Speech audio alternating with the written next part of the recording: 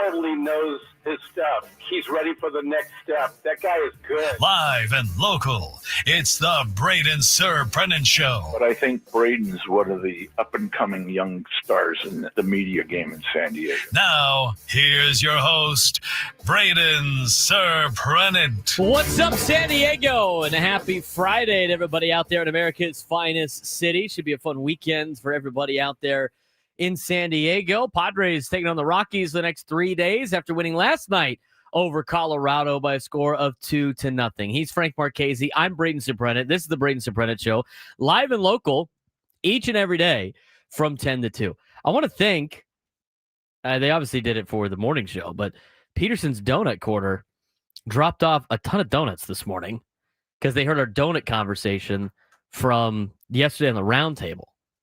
That was very nice of them. But at the same time, we're the Food Bit show. They stole our Food Bit show on the other food show, the other show that's sponsored by food, the round table. So I had a classic raised donut with sprinkles on it because that is my go-to. They had that in there, and they got a bunch of other stuff in here that's just gigantic. One of them's called pillows. They look like a pillow. They're massive. They're like the biggest donuts I've ever seen. I think they're up in Escondido. They are. Somebody on our coaching staff used to pick donuts up from that place for film on Saturdays. Anyway, let's talk a little bit more about the Padres game yesterday. Padres beat the Rockies 2-0. Padres are expected to take care of business against the Rockies the next 4 days. When you look at Colorado, if you're a contending team, you got to be a team that could beat up on Colorado. The Dodgers just did it for 3 days.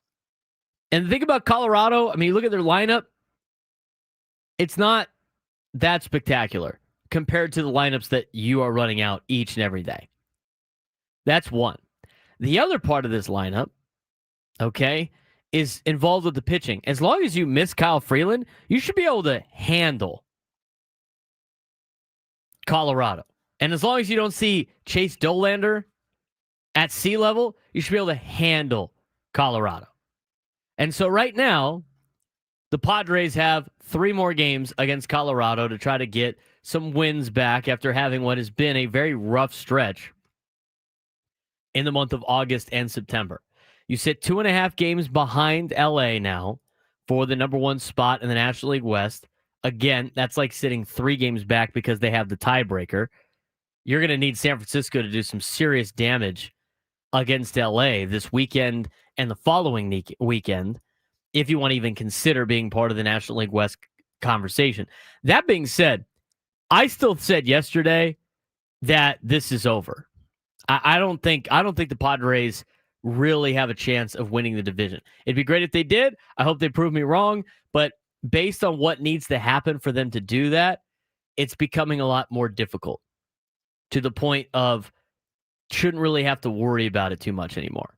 Now, the good thing is the Padres are still holding off the New York Mets, who continue to not play good baseball. They've now lost 6 games in a row, so I guess it could be worse. Mets are only 5 games above 500 now and sit a game and a half in front of Cincinnati and a game and a half in front of San Francisco. You look at the Giants only a game and a half back. That's exactly what you're looking for if you want to win the division. You got the Giants competing for a wild card spot now, taking on the Los Angeles Dodgers. And hopefully the Phillies can beat up on the Dodgers too. But again, you have to view catching people in the standings on series. This is one of the last series left. This is one of the last 5 series left for San Diego. In order to catch LA, without asking for any sweeps of any kind for both the Dodgers and the Padres, either sweep for or against, the Padres in their next 5 series have to win all 5 series. Now, in order to catch the Dodgers, and you have to do 1 game better than them, they have to lose 3 out of the next 5 series. That's where you're at. I mean, in reality, they really have to lose 4 of their next 5 series if you want to win the division. That's assuming nobody gets swept. That's why I said what I said about the division. Because somebody in the chat goes, does he not see the Dodgers' next 10 games? Well, unless you're sweeping teams, which we haven't determined was going to be the case with the Padres, and LA gets swept, it takes time to make up that many games in Major League Baseball. I mean, go ahead and look at the Dodgers' schedule for their next 10 games. They got the Giants 7 times, and they got the Phillies 3 times. And in those 10 games, let's just say they lose all 3 of the series. So that means they lose 2 out of 3 to San Francisco. They lose 2 out of 3 to Philadelphia, which puts them at, 2-4? And then they lose 3 out of 4 to the Giants. That would put them at 3-7 in their next 10? In order to make up the 3 games, the Padres have to do 3 games better in their next 10. I mean, the Padres are going to have to do some serious damage against Colorado, and then they got to do more serious damage against the New York Mets. And even then, it's still no guarantee. That's why I talked about it yesterday. The division right now is it's basically out of reach. It's almost out of reach. But you should be focused on playing your best form of baseball going into October. Playing your best form of baseball right now headed into the playoffs. And finding ways to get yourself right more than worrying about other teams. There's really no reason to scoreboard watch right now. You have a 5.5 game lead on Cincinnati, a 4 game lead on the Mets, and you are 3.5 games behind Chicago and 2.5 games behind the Dodgers. So right now, it's not a lot of scoreboard watching. Right now, it is focusing on yourself. And last night was a good bounce back for the Padres in terms of getting a W. Now, Luis Arraez had half the hits yesterday. He was 3 for 4 with an RBI. That's great. The problem is, as said before, he had half the hits. Out of the 6 hits, Arraez had 3 of them. Toddy goes 0-4. Machado continues to struggle at the plate. Gavin Sheets was 0-for. Laureano 0-for. Jackson Merrill got the home run. He was 1 for 3 last night. Ryan O'Hearn was 1 for 3 last night. Jed Cronenworth 0 for 2 with a walk. Freddie Fermin 1 for 3 last night. So you look at the Padres, I mean, offensively, they still haven't really figured it out. A lot of it has to go with Manny Machado. Where Manny goes is where this team goes.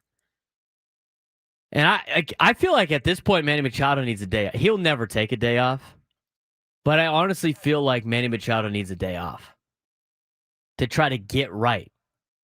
And I know he's going to be able to do it. I'm not really worried about him doing that, even though it's been some time. I think he could do it. I think it's only a matter of time before he turns it around. But this is a massive funk for Manny Machado. Massive funk for Manny Machado. I mean, another 0 for 4 performance last night. I mean, you look at his numbers from August 1st on, and it is really nothing to write home about. Manny Machado since August 1st. Since August 1st, Manny Machado is hitting, and it's got to load real quick, but he has gone from batting .302 on the final day of July to now hitting .272 on going into the 12th day of September. That is a crazy stretch. That is a crazy stretch of just not being able to really get anything going.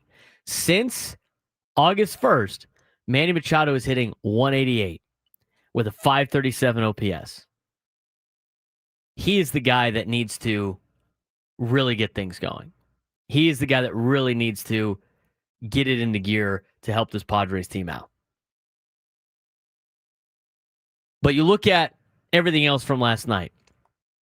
I saw this tweet from Too Much Morton's yesterday about Randy Vasquez. It's so spot on. Randy Vasquez has been ridiculous for the Padres, and it doesn't make any sense. None of his metrics show the success that he is having. Too Much Morton's tweeted out, how does he do it? Randy Vasquez had a 3.72 ERA. He's been an unsung hero. He has. You look at Randy Vasquez's numbers with his ERA, his expected ERA, his fielding independent pitching, his expected fielding independent pitching, and his WAR, and you're like, how is this guy helping this? How is this guy making these plays? How is this guy making this happen? It's baffling. We said it earlier in the year. It was only a matter of time before Randy Vasquez, gets figured out, but he has just been lights out for the Padres.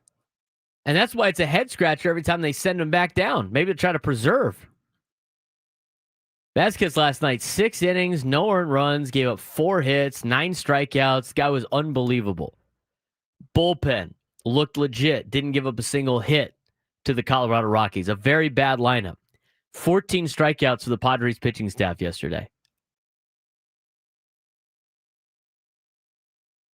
Maybe this is the turnaround spot where they could get right against Colorado before they finish up the season with only a couple of series left. 5 series left, including today, including this weekend series against Colorado.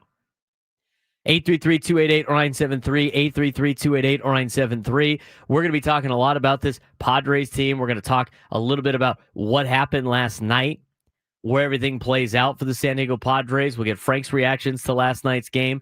JP Sears is set to make a start this weekend against Colorado, so he's coming in to help fill in on the rotation. Starting tonight. Yep, they moved the rotation around. He's starting tonight. So he's starting tonight. We're going to talk about that at 10:35. We will also get into the NFL whip around. We will get to some high school football, some college football. San Diego State has a bye this weekend in football. Aztecs basketball had some pretty good news yesterday from John Rothstein on Aztec basketball, at least his opinion about San Diego State basketball. We'll get to that as well. Plus, in the next hour, to start the 11 o'clock hour, Mickey Moniak, Colorado Rockies outfielder, will join us on the Braden Surprenant Show. We are just getting underway. If you want to join the show today, 833-288-0973, 833-288-0973. We'll get Frank's reactions to last night's game as we continue on the Braden Surprenant Show, San Diego's number one sports station, 97 through the Fan.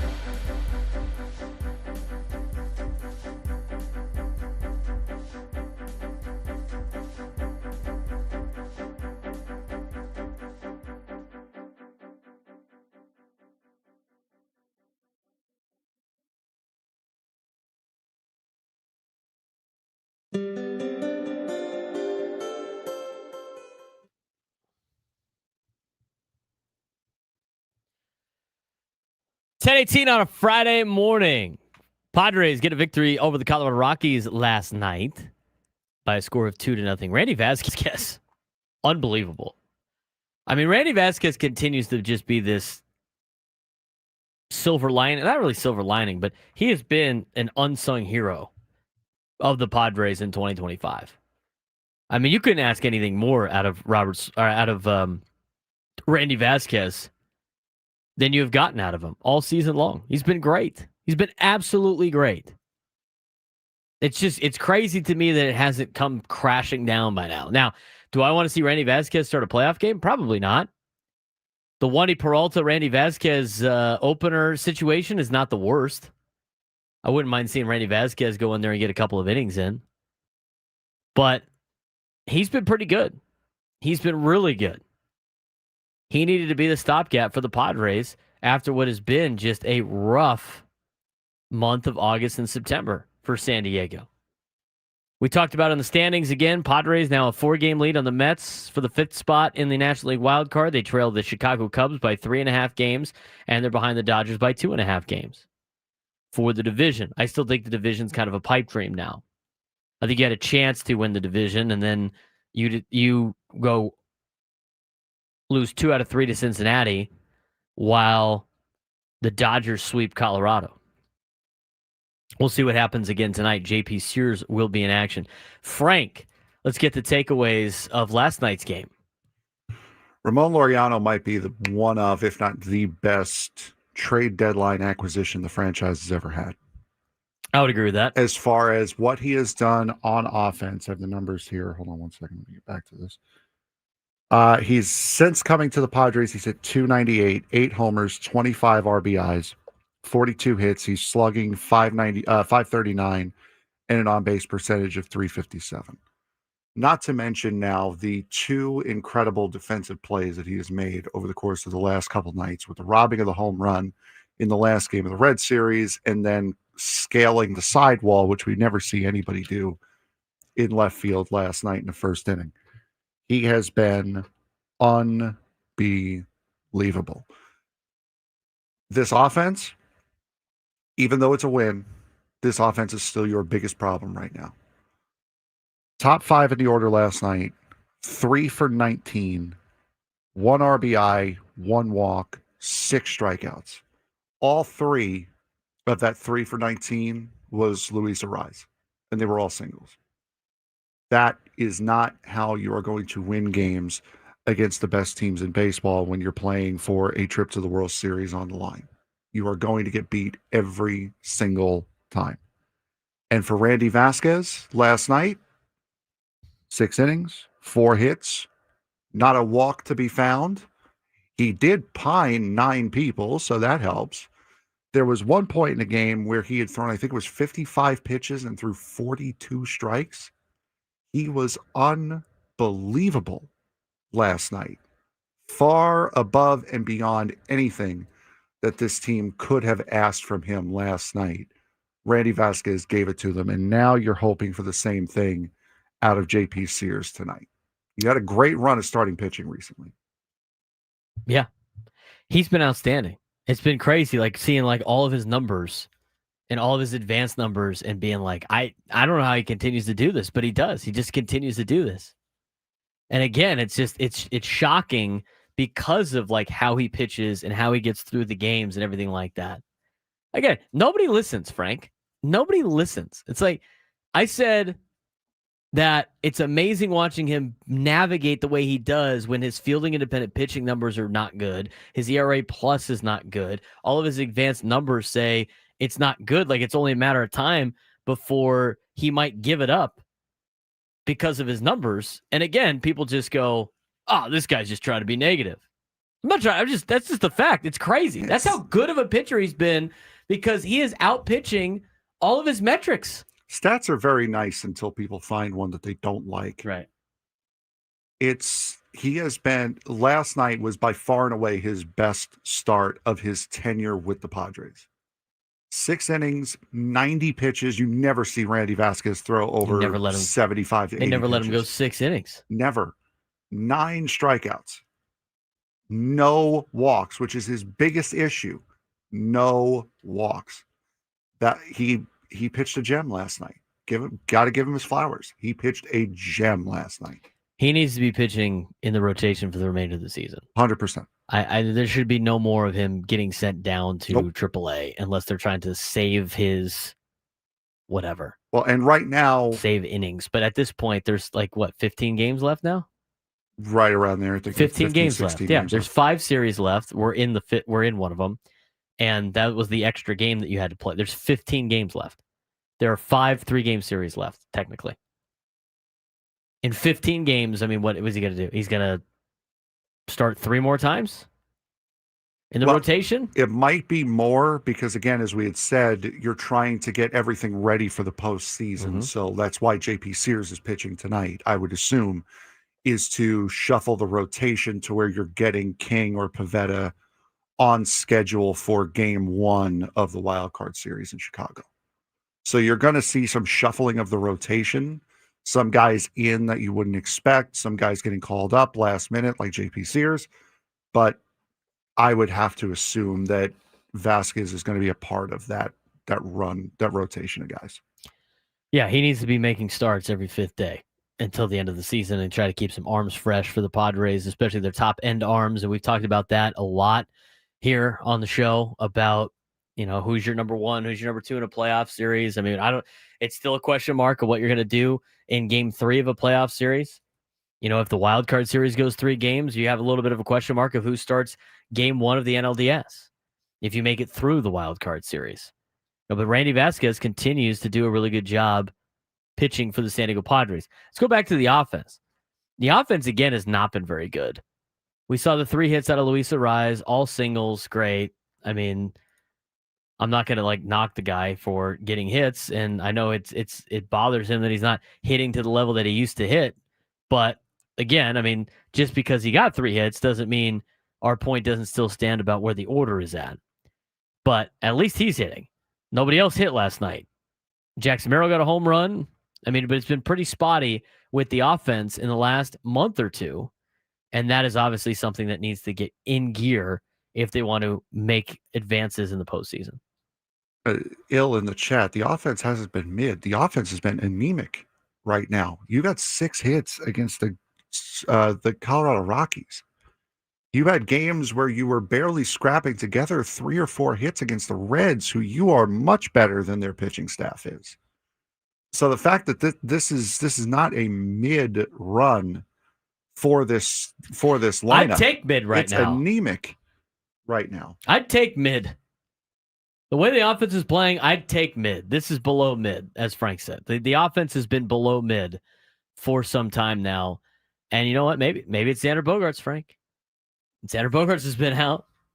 I'm just saying. Hey, yeah, I'm not saying. I'm just saying. They haven't played well without him in the lineup. That's going back to last year. That's going back to this year. Xander Bogaerts isn't in the lineup. Not put up the same numbers. It all runs through Manny, though. Manny's not been hitting well since August 1st. Padres haven't been hitting well since August 1st. This weekend, obviously, big weekend for the Padres. They got Colorado, but the Dodgers and the Giants play each other. Johnny in the chat asks, are we rooting for the Giants this weekend? If you want the division, you'll root for the Giants this weekend. I think you can root for the Giants this weekend anyway, because you have a 5.5 game lead on San Francisco.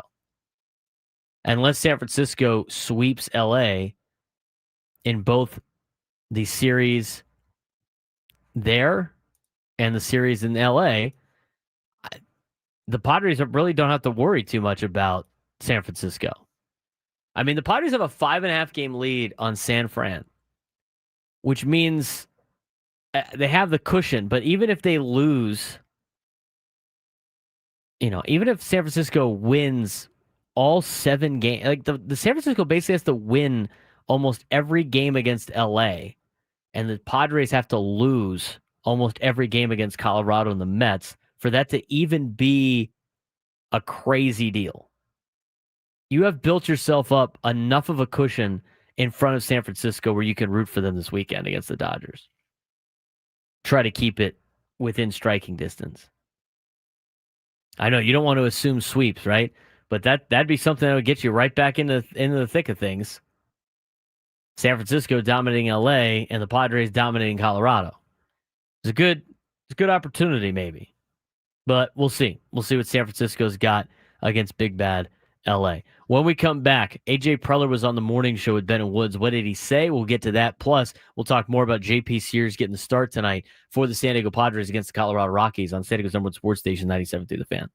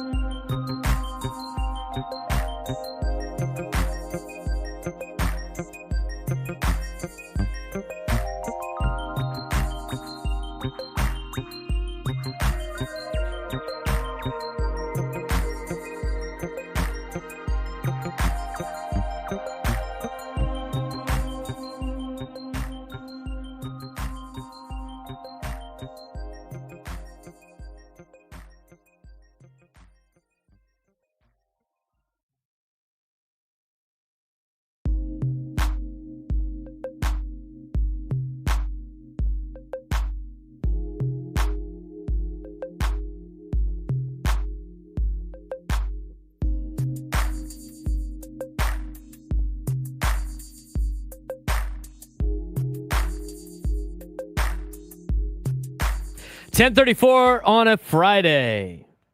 A donut Friday, apparently. Those donuts are huge, dude. I went and had a little bit more. I'm gonna need a nap at some point. Call them pillows for a reason. Huh? It's called pillows for a reason. You either sleep on the pillow, or you get put to sleep by the pillow, and it makes you need to use a pillow. That's basically where we're at with the donuts. They're massive.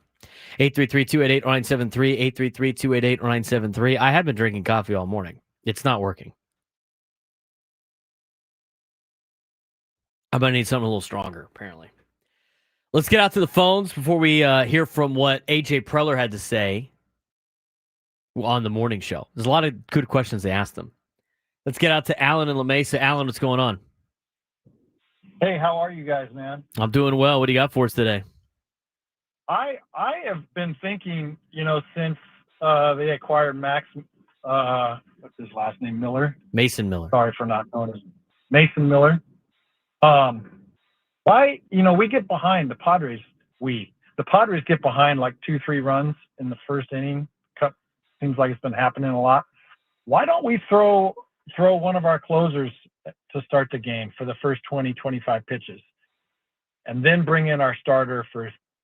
I know it's very unorthodox to think that way, but 3, 4, 5, and 6, 7th inning, and then try something different, because we've got a lot of arms in that bullpen, a lot of what I would consider a closer, and try something different. What are your thoughts? Well, it's an interesting idea, Alan. I appreciate the phone call. I mean, like using Mason Miller as an opener, perhaps. I don't think the Padres, Frank, are in a desperation mode where they would have to do that. No, if you're the team you're playing next, you might consider it.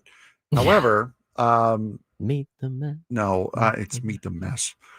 But no, I don't think right now is where you're using a closer as an opener. No. I would disagree with Alan. I think it's an out of the box idea.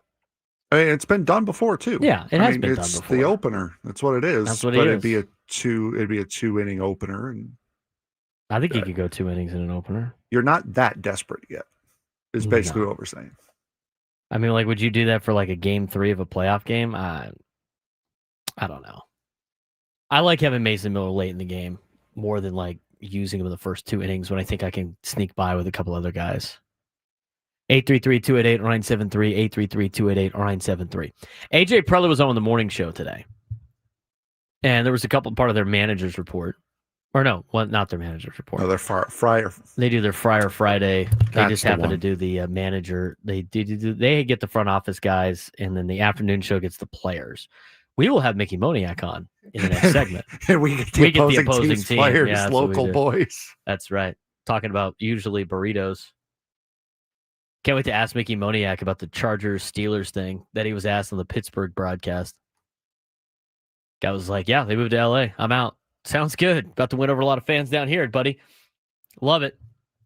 All right, let's talk about AJ Preller. Let's hear what AJ Preller had to say on some of the things this morning. One of them is, and it's an interesting topic of discussion just because we've talked about the Padres' ability to get a better seed than they currently have is very difficult right now because they are 3.5 games behind Chicago and they're 2.5 games behind the Dodgers, which means you have to outdo them by those by those amount of games in series. There's 5 series left. So in order for the Padres to pass the Cubs, they would have to win every series from here on out. The Cubs basically have to lose 4 of their next 5 series. Same thing with the Dodgers. Like, you're 2.5 back, okay? And they have the tiebreaker, which is basically being 3 games back. You have to, in the next 5 series, again, win every series. And then the Dodgers have to lose 3 of their next 5 series. And it might even be 4 with the tiebreaker, but that's just, doing some math off the top of my head. So that's the reality of the situation when it comes to like the division and chasing down a higher seed. So the question that Ben and Woods asked AJ Preller was, what about resting guys to get ready for the postseason or battling for a higher seed? Yeah, I mean, I think the goal when we started the year is you start off with winning the division and then getting in the playoffs. So I think from our standpoint, we were in a position here with 15 left that we have a chance to do both. In terms of in a pennant race for the division title, and then I think we'd love to host a game here at Petco. So and be at Petco in front of our fans. We played really well this year. So. Schulte and the group, we're constantly talking about what that looks like. And we understand this, again, we're coming down the home stretch, but we've got a lot of players that are super motivated. They're going to be on the field. Everyone's playing a little banged up at this time of year. But in general, it's a fun time to be playing. Our guys feel that it's obviously what we set out for to start the season. And, we're going to be looking to try to do everything we can here in the next 15 to win some games and put us in the best possible position to get to October and then hopefully win in October. AJ Preller on with the morning show talking about a lot of different things as they had him on today. I like I like what he said. I mean, your first goal is always to win the division, and then it's get into the playoffs. They're in a really good spot where they can, they are going to be in the playoffs and they can still kind of compete. But as AJ Preller said, this is the best time of the year to play baseball. Best time of the year to play baseball. Best time of the year to play baseball at a high level, to be in the race. I mean, Dexter in Spring Valley said it yesterday on the show about how this is great. Because before, it wasn't like this all the time for San Diego. They didn't always have these months where you were locked into the Padres and hadn't already flipped over to your fantasy football team, or at the time the Chargers or the NFL or college football, and be like, oh, they're still playing? It's good to be relevant right now in Major League Baseball. It's good to be in the hunt. It's good to be playing these games, 15 games to go in the regular season, and you have positioning that you are still battling for. Let's talk a little bit more about Manny Machado. Manny Machado has not done very well. Manny Machado's OPS has plummeted since August 1st.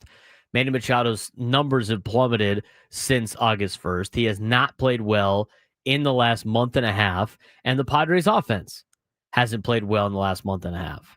He looks like he could use a day off. Manny always likes to post. Manny doesn't, even when he's hurt, the guy posts every day.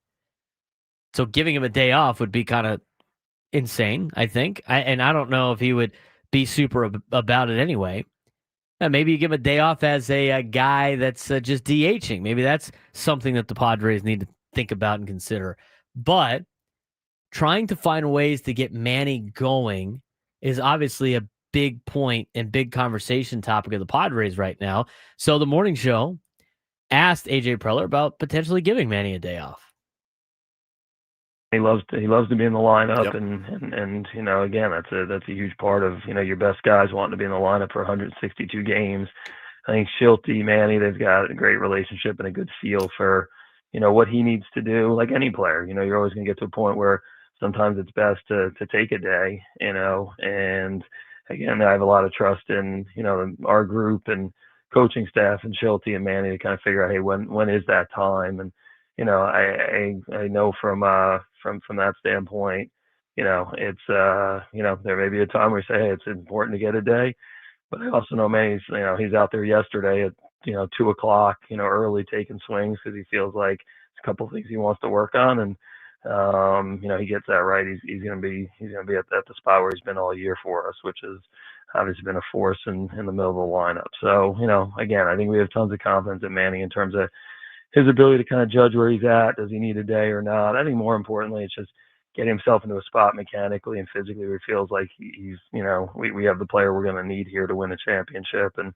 again, I think, I have a lot of confidence and faith in Manny to get himself to that spot. You don't play as much as he plays, and over the years at the level he's played without, knowing himself really well and understanding the game. And, I know he's going to make good decisions with our group about what that looks like in terms of the next couple of weeks.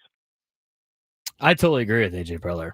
I mean, he's earned the right to do kind of what he not what he wants, but Manny is the guy that's going to carry this team. Manny's going to be the guy that leads this team. Manny's going to be the guy that, when he is right, is going to help you win a championship and be a force in the middle of the order. I mean, he's going to do that. And just like AJ Preller said, as the organization has said, all the confidence in the world for Manny Machado to turn this thing around and turn it around for himself. This is one of the longer slumps we've seen Manny Machado in a Padres uniform. And it's only a matter of time before he gets out of it. Now, him taking a day off will be very interesting to see if the Padres and Manny decide to do that. I think it's more Manny's call than anything else. I honestly think it's more Manny's call than anything else.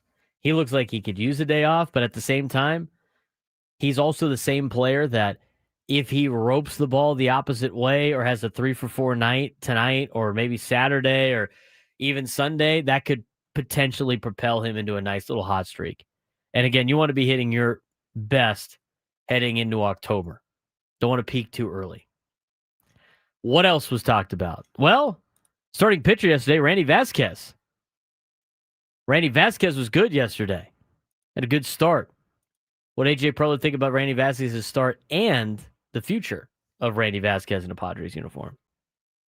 Yeah, I think Randy the last couple of years, has kind of been unsung hero, amongst the pitching staff and for our group and our team. He made a lot of starts last year and put us in position to win ball games, and the same thing again this year. So, he's a young pitcher that's still developing, and you got to have patience with those guys. And I think he's seen an opportunity here now, with post trade deadline and an opportunity here to step up into a starting rotation spot, and he's responded really well. And then honestly, not as much of a surprise or a shock, because he's kind of been that guy the last couple of years in terms of quietly taking the ball and giving us a chance to win every time he does it. I think it's been one of the much needed. We've talked about the starting rotation all year. We've withstood some injuries, some different things we've seen really dating back to last year with Joe and Michael and Darvish and some other things. And, you want to be in a spot here where we get to October and we have starters we can rely on. Been a good week from that standpoint to see, what Pavetta did the other day against Cincy, and stepping up. He's been doing that all year and kind of even taking it to a different level. Obviously, Michael King returning, Darvish, having a really strong outing the other night, and then, watching Randy yesterday. So I think it's, we'll weigh it all out here every day. Schulte, Rubin, they're talking about the rotation and what's the best way to do it, kind of balancing what you mentioned earlier, giving an extra day rest here or there for the starters versus putting our best foot forward to win this division. And Randy stepping up is a nice piece of the equation for us, honestly. Interesting to see how they play out with the rotation the next 15 days. Because, again, you want to be able to line up your rotation the best you can for the wild card series or divisional series. It's going to be a wild card series. I mean, the Padres are going to have to play a wild card series at this point in time. You want your best two guys at the top and then your third best guy. You don't want to have to not use Michael King or not use Nick Pivetta because he pitched on Saturday or Sunday of the final weekend of the season. So there is going to be a little bit of that mixed in for the Padres the rest of the way. I think Randy Vasquez is going to be a big piece with this to finish up the season. But so far for San Diego, I mean, with what Randy Vasquez has done this year, what a great step in the right direction. Especially if he can improve on this year next year. I mean, he's under control for a long period of time, and hopefully he can be penciled in to the starting rotation in the future and be a big asset for this Padres team. Again, they're going to need starting pitching after this year. Don't know what the Padres are going to do with Michael King. Don't know what they're going to do with Dylan Cease. I would imagine Dylan Cease is probably not going to re-sign with the San Diego Padres going into 2026. Michael King, never know. We think that he might be, more likely to sign with the Padres than maybe Dylan Cease, but there's no guarantee. I mean, right now on your roster, you have Joe Musgrove, you have Yu Darvish, you have Nick Pivetta, you got guys like Randy Vasquez, and that's going into next JP Sears. That's going into next season. Those are guys that are under contract already. He's not under contract. Dylan Cease, Michael King. You're going to need guys like Randy Vasquez to help shape out that rotation in the future. Small ball. Padres do play a decent amount of small ball, but the morning show asked about that with AJ Preller. Is that the team's identity? What is the team's identity? Yeah, I mean, I think it's a combination of, again, I think if you're going to win a World Series, you got to have a versatile offense that can do a lot. If you're going to be the best team in the world, and I think from our standpoint, we've talked a lot about having the ability to beat you any number of ways in the last few years. I do think like playing at Petco. I think again, there's places where you can hit the ball out of the park at Petco. What Petco doesn't do is it doesn't reward kind of the long fly ball, not well hit to the big part of the field. There's some other ballparks that we go around the league and, right center, left center, dead center, you don't quite have to square it up, especially at nighttime like you do at Petco. And I think that plays to like what championship offense looks like, which is, the ability to put pressure on the other team, beat you a lot of different ways. I think for us at times this year, it's been the fact that, if we're struggling to score some runs, you want to try to find a way to get your offense going. I think statistically, we talk about it internally. When we run and hit, when we start runners, when we, get bunts down, when we steal bases, we've won a lot of games in the games that we've done those things together. And I think, Tatis has always said, hey, small ball leading to big ball. I think that's the goal. And I think at times you look at your personnel, we feel like we have a lineup now that should be able to do, a lot of everything. And, I think that's what we're going to try to do here in the last couple of weeks. And that's, if the game calls for it, you want to be able to, move a runner and execute, a fundamental baseball play that usually leads to runs, especially in October when they're hard to come by. And you want to be able to hit a home run, and I think that's what Vic and the group talks about all the time. And, what that looks like to put yourself in those positions. And we've done it at times this year. We probably haven't done it enough overall as an offense. And, if we're going to win, my guess is we're going to do it more consistently here these last couple of weeks and into October. Small ball. You can win doing small ball. You don't need to rely on home runs. And again, I think you have to play to the team that you have. I think you have to play to the level of, what your environment is. I mean, Major League Baseball and baseball in general is the only sport where every field and stadium change. Everybody else has the same field they're playing on. Everybody else has the same court, with the exception of European soccer that have slightly different size fields. In Major League Baseball, everything's different. The environments are different. And you have to play to your strengths. And the strengths at Petco Park is hitting the gaps. And, you have to square the ball up to hit it out of the deep part of the ballpark. And, the small ball plays at Petco Park. It's very much a pitcher's friendly ballpark. We've talked about that so many different times. I don't mind the small ball. I just, the amount of bunting, I think, is at a level where it's not surprising anymore to a lot of teams. But I think it was a good explanation at AJ Preller right there on the small ball and the team identity, Frank. Yeah, and small ball leads to big ball. That kind of like, but I mean, it's a vision nonetheless. It's something to. I mean, they have a direction that they're planning on going in. I think by being able to find different ways to win and not relying just on home runs gives you a better chance of winning. Lord knows they haven't hit any, but they don't hit any home runs. The downside is when this offense is clicking, right? It looks really good, but when they're not clicking, it gets really, really bad. It gets really, really bad. Yeah, and that's where we're at right now. And right now, you're exactly. That's exactly where you're at because they don't have that extra slug. I mentioned that at the beginning of the season, but that was like when the Padres were hitting some home runs, but the home runs everybody thought were going to come never came during the hot months, in the hot summer months. But you look at the offense for the Padres, and what made it really good at the beginning of the season is they could win based on hitting home runs.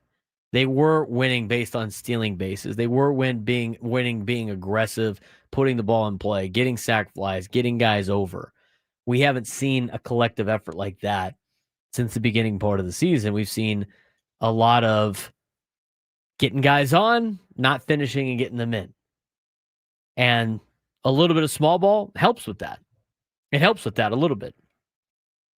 I don't mind the small ball play. Whatever they need to do in order to score runs is where they're going to be. But the big thing with small ball that a lot of people don't like is they don't play for big innings. They just play for getting a couple of runs. They just play for the one run that inning. You don't play for the big innings.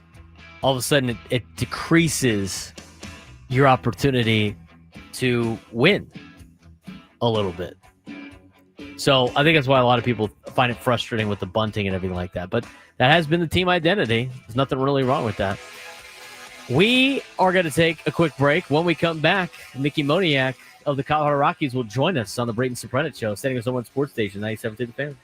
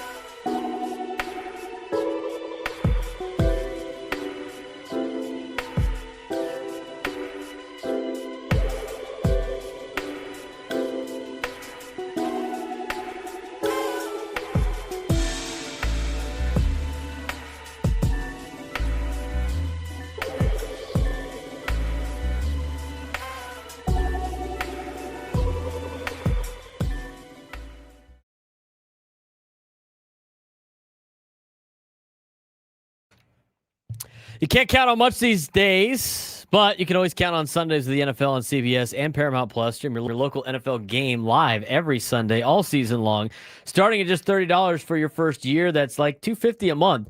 Visit ParamountPlus.com/NFL to get started today.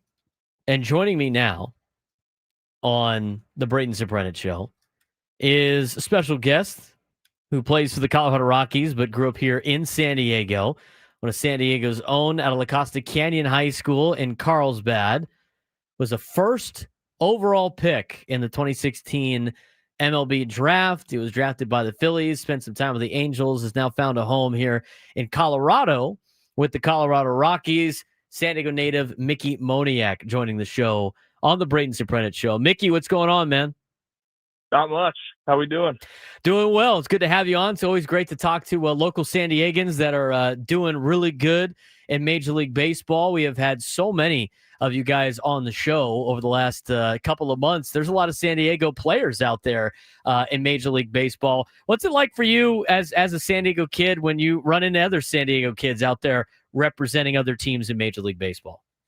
No, it's awesome. San Diego's always been a hotbed for talented baseball players. And, I think the term iron sharpens iron is pretty true here. Growing up, we seem to play against, guys who end up in the big leagues, end up, getting drafted, playing Division I baseball. So, getting to see guys in the big leagues that, I kind of grew up playing with and against is it's always fun. And then, in the off season, a lot of us are here, still local, working out and, hitting, places around here in San Diego. So it's super fun. It's really cool to have, all of that. And, we had Sean Bouchard on earlier in the season when he was up with you guys. I mean, Colorado had a decent amount of San Diegans as a member of the Rockies at the beginning part of the year. Is it even cooler when you get to be teammates with some of those guys? Yeah, of course. I think, just having that familiarity with each other and I knew Boosh growing up, hung out with him a little bit here and there when we were younger, but, ever since pro ball, we've got some mutual friends. He went to UCLA. I was supposed to go to UCLA. No, it's great. Having teammates like that, who you grew up kind of playing with and against is always fun. Let's talk about your, commitment to UCLA and then obviously number one overall draft pick. I mean, you can't really turn that down ever. At what point at LCC, as you were going through your high school career, where you're thinking, okay, I'm going to be drafted a little bit higher than maybe I initially expected, and when you got drafted number one overall, I mean, that had to be a great day for you and your family. Yeah, it was a very special day. Definitely, one that I'll never forget. I think going into my senior year, I think, had a good idea that I could get drafted pretty high and had a good summer, played Team USA, All-American game, area codes, all that stuff. And, played well. And I think going into my senior year, first overall, I've never really crossed my mind really until I'd say about 2 months before the draft. My dad had mentioned to me at the time that, the Phillies were calling, and but my whole focus my senior year was just kind of to have fun with my buddies, enjoy playing with them one last time, and those are still friends I have to this day, and kind of whatever happens. And was able to go out, have a good senior year. And I think it wasn't official until about 5 minutes before the draft. So it was kind of down to the wire going first overall. And, had a bunch of family and friends. Was here in Encinitas at my aunt's house, and, got to celebrate with them that night, and then, had to graduate high school the next day. Yeah, that's probably a fun graduation. And then lock in and go get your diploma from La Costa Canyon or whatever the high school equivalent is. But you come from a baseball family. I mean, your grandfather played 6 years in the Red Sox organization. I mean, that obviously was probably something cool. But talk to us a little bit about growing up playing baseball in the Moniac family with some of the experience that your family has had with it. Yeah, I think it was great. All my cousins growing up, my dad had 6 brothers and sisters, and all of them had kids. So most of them were the ones I was closest to were about 2-3 years older than me, and everything was wiffle ball in the backyard, playing pickle, all those games you play as a kid. But it was always baseball, and having my grandpa play for the Red Sox. My dad actually went to San Diego State and played for Coach Dietz for a couple years, and I think it only helped me obviously get to where I'm at today. And, the stories that my grandpa tells about, being in the minor leagues and Ted Williams as a hitting coach and all these things, he still tells me to this day. And, I love hearing them every time. So it was all baseball all the time. And, I loved it. We're talking with Mickey Moniak, Colorado Rockies outfielder, San Diego native, joining us on the Braden Surprenant show. And I always love talking to the local guys, man, just being a local guy myself. I just missed you in high school. I was 3 years older than you at Cathedral. I know there's the nice little Cathedral LCC rivalry there for sure. I played football, only played a little bit of baseball. But what I was going to go back to with just, your high school days, everything like that, some of the guys do it now, and I'm kind of curious. You were committed to UCLA, obviously went pro. A lot of the players that go pro that were committed to their college still follow and are kind of like fans of those college teams. Do you have a connection to UCLA at all? Just, being that you were a commit there, even though you ended up signing? Yeah, I always root for UCLA. When I was in high school, when I was, still going there, would root for UCLA football, went to a bunch of games. Basketball is pretty good, baseball. So yeah, I definitely root for UCLA a bunch. My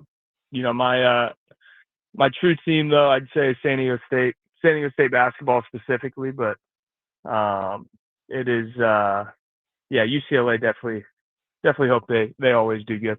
So I got to ask you then, San Diego State basketball. I mean, obviously, you had some Aztecs there with Buddy at the beginning of the year, but Aztec basketball should be pretty good. We got a little. You've been paying attention at all? What Aztec basketball might be in 2025, 2026? No, I haven't really paid attention much this year, but I will. Usually, once it gets close to the season, my dad will give me a call and say, Aztecs are starting. I go, oh shoot, so start paying attention then. Kind of get a little surprised, but. I remember we were younger. My dad used to take me to games, over the AHOS when, it was half full. And, I think, so I've been along for the ride here, pretty much my whole life. My dad went to San Diego State, like I said.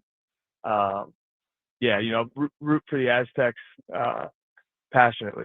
Well, we like to, obviously root for the San Diego guys when they're in town. Not when they're playing the Padres, probably too much. But I tell you what, I know you got a lot of San Diegans excited the other day when you were on the Pirates broadcast and you were mic'd up during the game, and they asked you about being a Steelers fan because to them it was shocking that somebody would be a Steelers fan from Southern California. You gave the best answer for everybody in San Diego about growing up a Chargers fan, them going to LA and saying, like, I'm not following them to LA. Tell us a little bit about that. I mean, you're going to be the fan favorite tonight for any of the Rockies in general, but that really fired up San Diegans when they saw that on social media. Yeah, look, I grew up probably one of the most diehard Charger fans. My whole family, my grandpa had season tickets. I remember he used to give them out. We used to be able to go to one game a year. We used to get to pick, me and my dad. And so yeah, diehard Charger fan. Phillip Rivers, LT, Antonio Gates, all those guys, Malcolm Floyd, can go on and on. But yeah, I was a diehard Charger fan. And then, when I heard they're leaving, I was, pretty bummed. And then when I heard they're leaving to go to LA, that was it. Obviously can't expect me to still be a fan, going from San Diego to LA. I think, like you said, a lot of San Diego people feel that same way. And it was unfortunate, but, had to fill the void, rather quickly, because I think I went 2 years without rooting for anybody, and it wasn't. I love football, so it wasn't a good off season. So, did some thinking, and obviously my family being from Pennsylvania, Western Pennsylvania, Pittsburgh area, made sense, and you can't go from San Diego to LA and expect me to still be a fan at least. Yeah, I totally agree with you. I'm in the same boat as you. If San Diego ever got a team back, you dropping the Steelers and coming back? Yeah, probably. I mean, it'd be tough. I think I live here still. My roots are in San Diego. My heart's always in San Diego. I'll definitely still root for the Steelers, but if San Diego ever got a team, I think I'd make my way back. We're talking with Mickey Moniak, Colorado Rockies outfielder here on the Braden Surprenant Show. And here's the deal, Mickey. We do this with everybody that comes on, San Diego native. When they come back to San Diego, we got to ask the one food question, because I'm relatively the same age as you, just a couple of years older. And when I was in college, everybody would come back and either get Mexican food or In-N-Out. Now with In-N-Out being more spread, that seems to be the play on Mexican food. But when you're back in town, whether it be in the off season, whether it be your visit, whether it be on a trip, obviously with the Rockies, or whenever you're back in San Diego, what is the one food item that you have to get that you can't get anywhere else? I gotta go California burrito from Juanita's up here in Encinitas. Don't know if you heard of it. Little small taco shop on the 101. And that was my go-to spot growing up. I used to live across the train tracks from it in high school, and me and my buddies would wander over there often, and that'd be the go-to. So no, Juanita's taco shop in Encinitas. Shout out to them. They are the best. It's always going to be Mexican food for most of the San Diego kids. I love it. Of course, your aunt hooked us up with some OGs not too long ago. So I know, some OGs pizza is probably a good answer for the family too. Coleman Mountain Ranch. Yeah, exactly. Mickey, thanks again for joining us today. We really appreciate it, man. Good luck the rest of the season with Colorado. Try not to beat up the Padres too much from us Padres fans, but thanks again for the time. Absolutely. I appreciate you. Mickey Moniak, Colorado Rockies outfielder, joining us on the Braden Surprenant Show. Always great talking with the San Diego kids that are on other teams in Major League Baseball. It's great. I love doing it. We'll talk more about that. I mean, we knew it was going to be Mexican food, did we not? It's always going to be Mexican food. It's kind of been the bit here. I mean, it used to be In-N-Out for a while, but now you can get In-N-Out basically almost anywhere. They got them in Colorado now. They got them in Arizona. They got them in Texas. They got them in. I know they're opening up a place they're opening some in Tennessee. It's not as hard to get In-N-Out now. It is hard to get good Mexican food. I don't even like getting Mexican food in Orange County. And it's not even close to being as good as it is here. There's a couple taco shops I would try in Tucson, Arizona. Terrible. I had one that I think I've told this a couple times when I was at TCU. Some woman from Lakeside moved to Fort Worth and brought us sombreros with her. She opened up a sombreros and it was San Diego style Mexican food. And I was like, I got to go find this right now. I got to go see what it's about. I might have a fix out here that I don't have to wait until I come home from college. And I went. And they had Mission tortillas. Not the same, dude. Just not the same. You need that tortilla. You need a little flour on that tortilla. It makes the whole thing. But always great catching up with the local kids that come back into town. It was fun talking with Mickey Moniak. I love his Chargers answer, dude. It's the best. It's the best. Even doubled down and made it better on the show. It's great.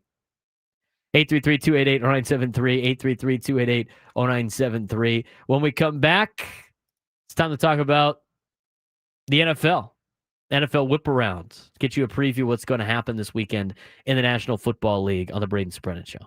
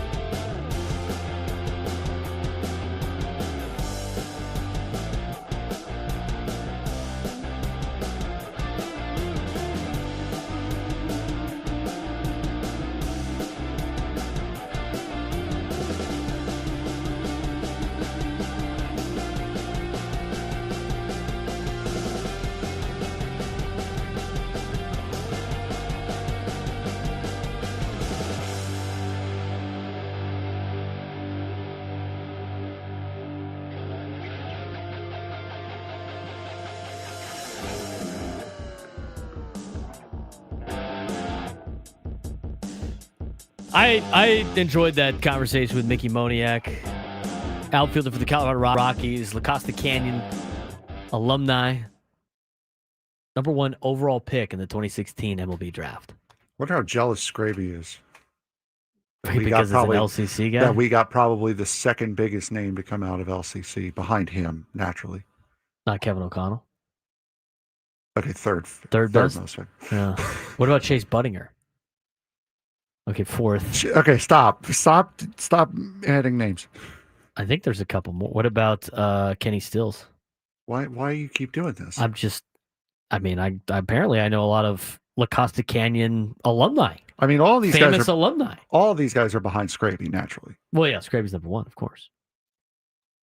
La Costa Canyon alumni. What about Spencer Jones? Yankees. Was he drafted Top first prospect. overall? No. Okay, well then Moniac's above him. What about the Quisenberry brothers that play in the NFL? Scott and David. Whichever one was drafted first overall. I think that's it. There's a couple other names that I don't really know. Eric Avila. Was he drafted first overall? No, but he's an American soccer player. Oh, there you go. Wasn't drafted first overall. I'm sorry. I think that's it in terms of Philip Evans, baseball player. Again, I ask. The photo of him's wearing a Mets jersey. You should know who that is then. Okay, so that puts him above. I have no idea who he is. Kenny Stills. Kenny Stills had a pretty good career. Kenny Stills, I know who he is. Okay. There you go. There's your famous La Costa Canyon Maverick alumni for the day. So do we think Scraby's jealous? Yeah, it's possible. Anyway, I thought that was a good interview. I really enjoyed the time talking with Mickey. If you missed it, you can go back on YouTube and watch it. It will be wherever you get your podcast very shortly. Is that Monte Vista's actual mascot, the Almond Otters? No. I was going to say. Monte Vista's the Monarchs.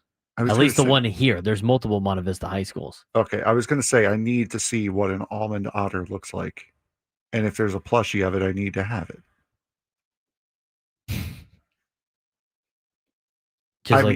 Okay, the second one was an inside thought. That you just went right on out. That's right.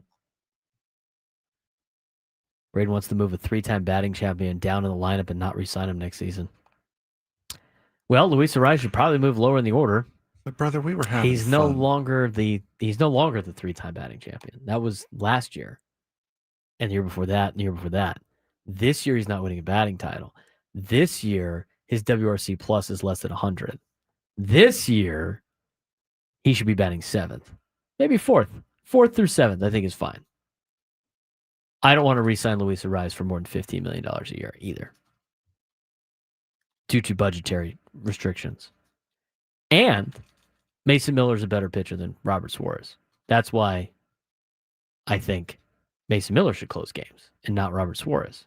Because he also went on to say Braden wants to get rid of Suarez as a top closer in baseball. If Mason Miller was the closer, would he be the top closer in baseball? He probably would.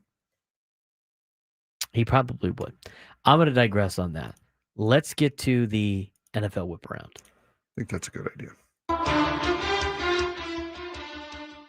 All right, we had a game last night. Green Bay over Washington, 27-18. Green Bay jumped out early to a 14-0 lead against the Washington Commanders.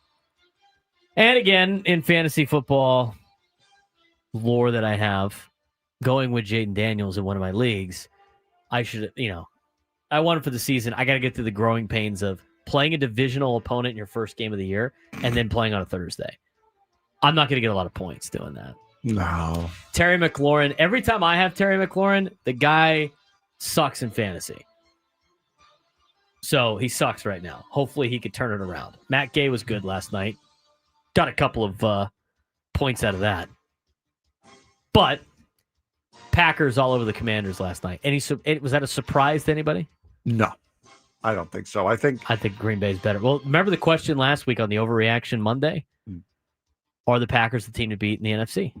I thought Washington would be one of those teams. Philadelphia, obviously. You go look at, say what you want about the Cowboys. I think the Cowboys are a good team in the NFC. Packers might have proved it last night, beating Washington at home. I mean, that game wasn't really much of a contest last night. But then again, Washington wasn't all that impressive against the Giants last week. So, Divisional game week 1. I see that happening. They weren't all that impressive. So I'm not surprised that Washington had a time against the Packers at Lambeau. All right, let's get into the games this weekend. Sunday at 10 in the morning. Here's your morning slate. I will be at one of these games, by the way. I'll be at the Rams-Titans game. We're not going to start with that. Jags and Bengals. Bengals by 3.5, Frank. I'm going to take... I'm taking the Bengals minus 3.5.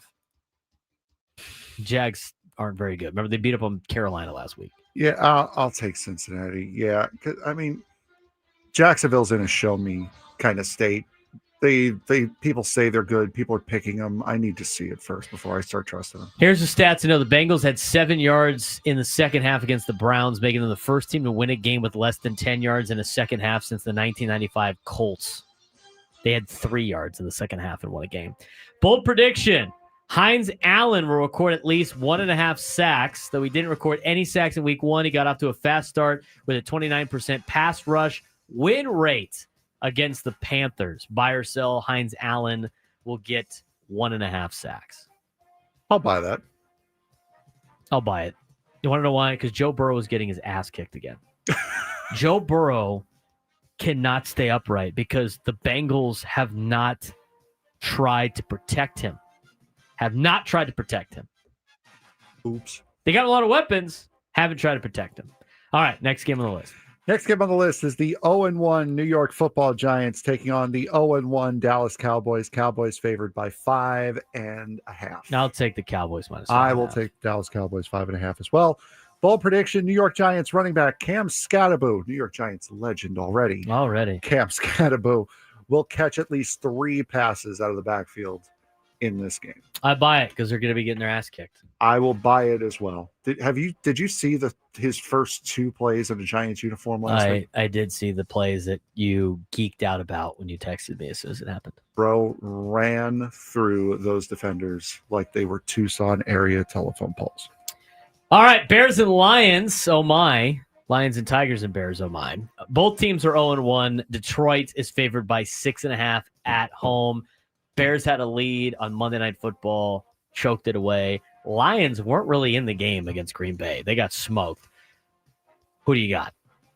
Right across the street from the Tigers, as a matter of fact. That's right. Lions and Tigers and Bears. Oh my. I'm going with the Bears. Plus 6.5. I think they win. I think the Bears will keep it close. I wouldn't be surprised if they won, but I think they'll keep it close. I'll take the Lions minus 6.5. I think the Lions are good. I'm going to take that back. I don't think they're as good as they've been in the past, but I think them at home opener against Chicago, I think they win. Buy or sell, the Bears will record at least 3 30-plus yard plays on offense. Celerino on that one. You don't think they're going to have any big plays? No. I'll buy it. Slow moving. I'll buy it. I think they have some big plays. All right, Rams and Titans. I'll be there. Yep.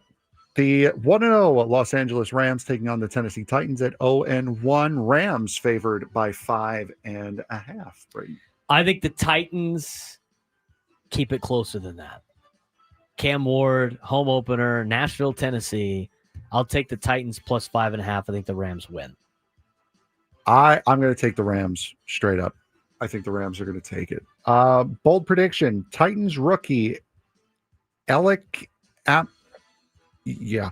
You always get the ones of names that you can't pronounce. Ayo Manor? I'm not going to try.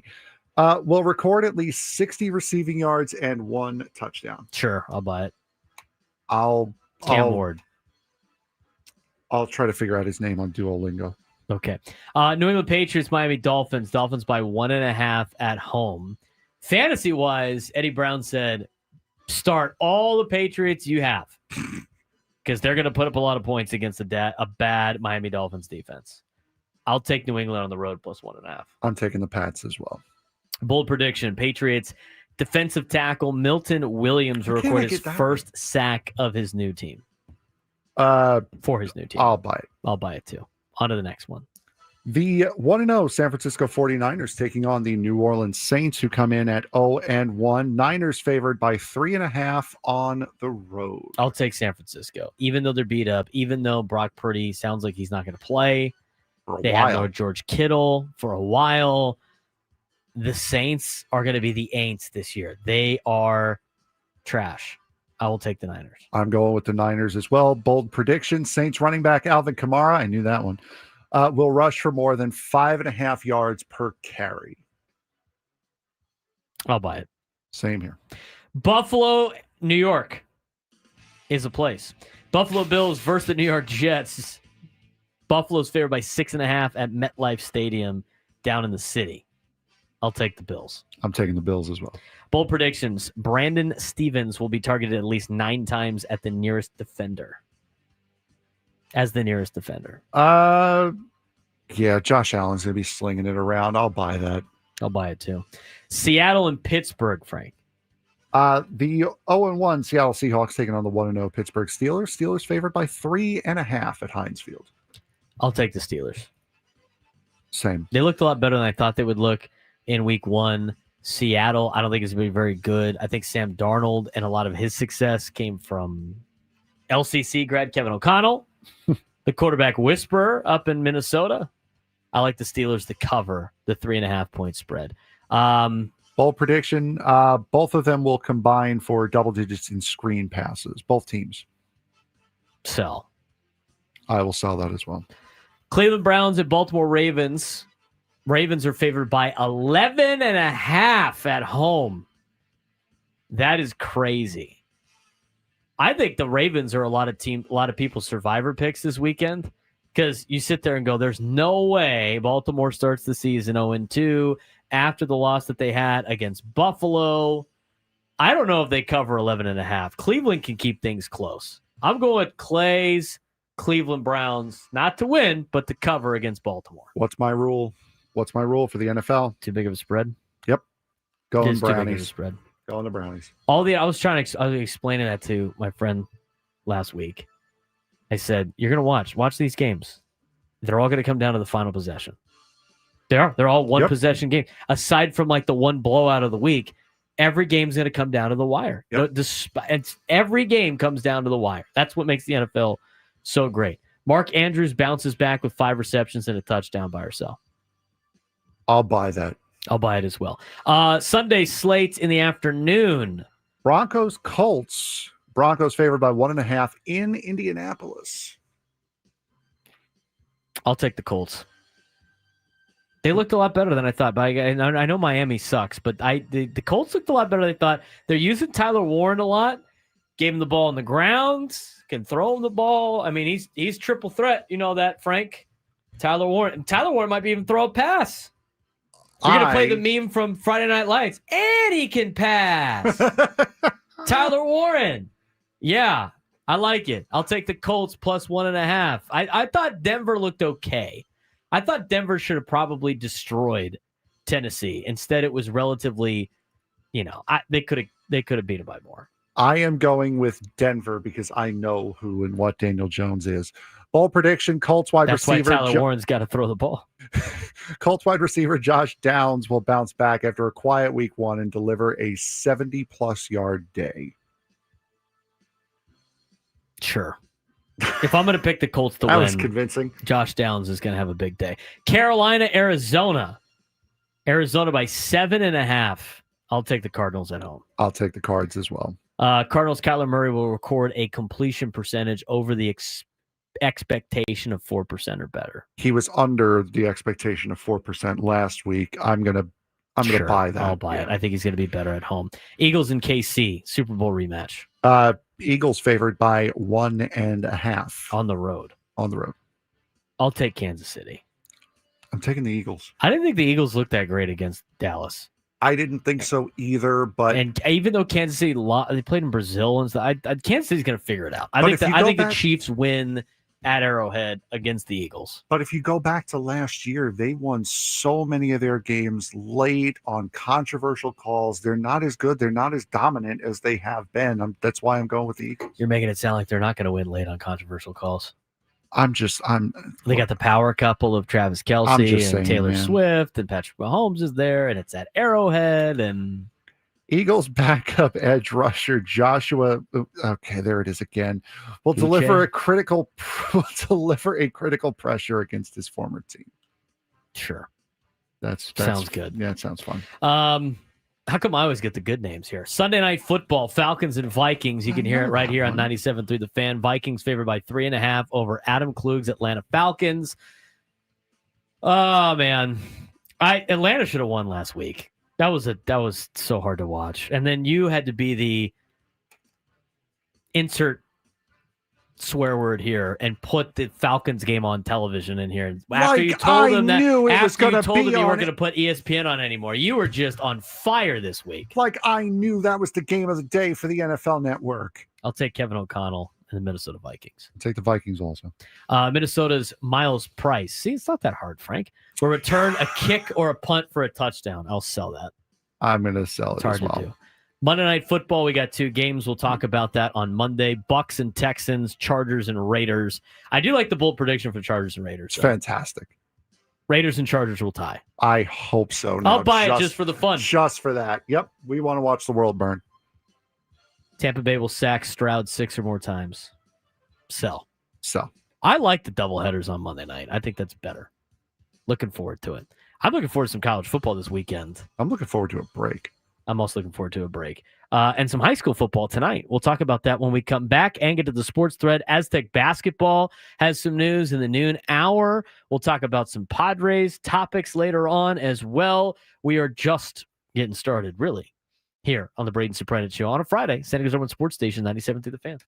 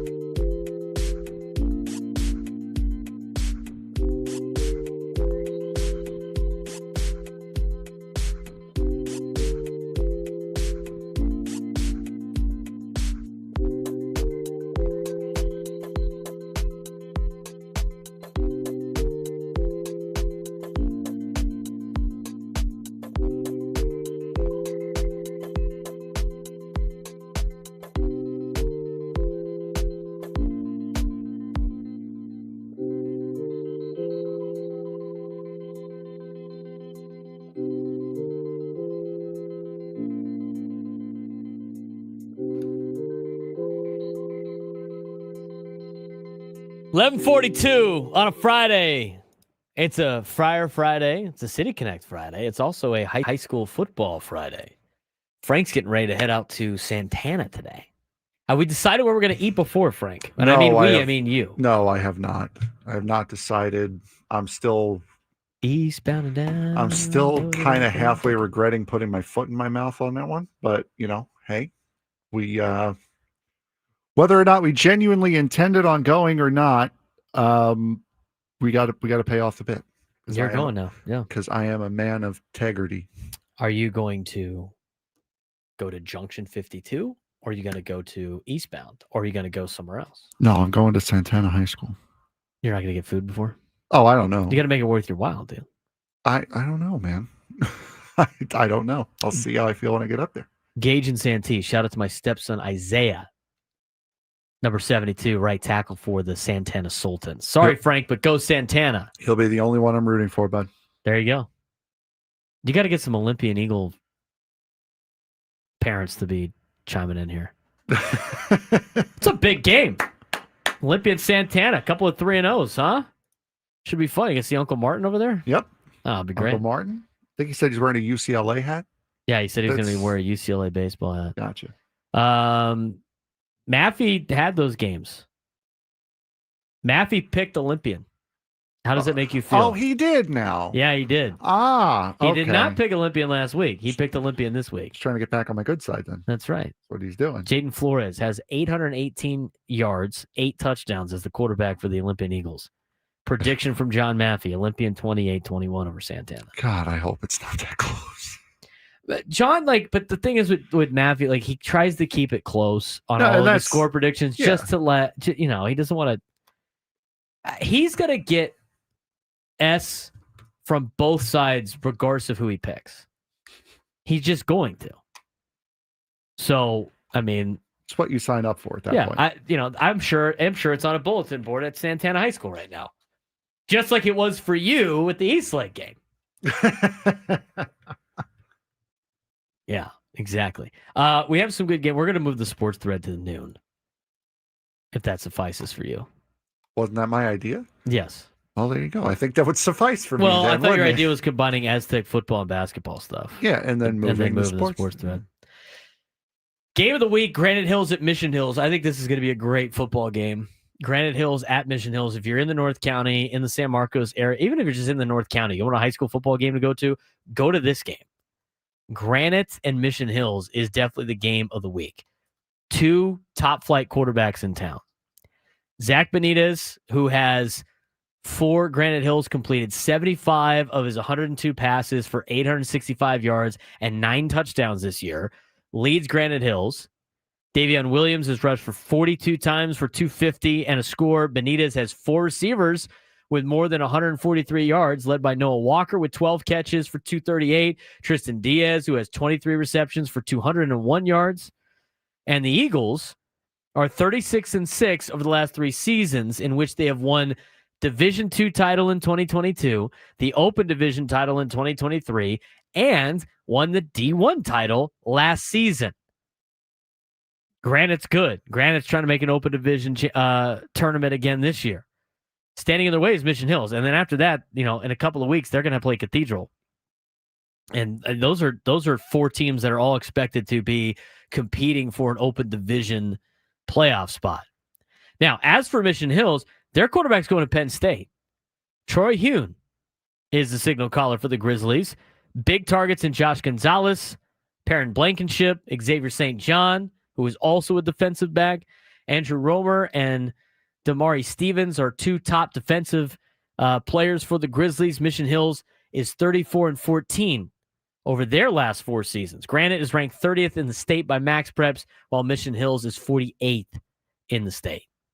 That's going to be a good game. That's going to be a good game. I like Mission Hills in this game at home. But we'll see. If the game was in East County, I'd probably pick Granite. John Maffey's got Granite 21-20 over Mission Hills. It's going to be pretty good. There you go. Much love to one of the listeners' sons plays for Olympian. There we go. There you go. Bonita Vista at El Cap.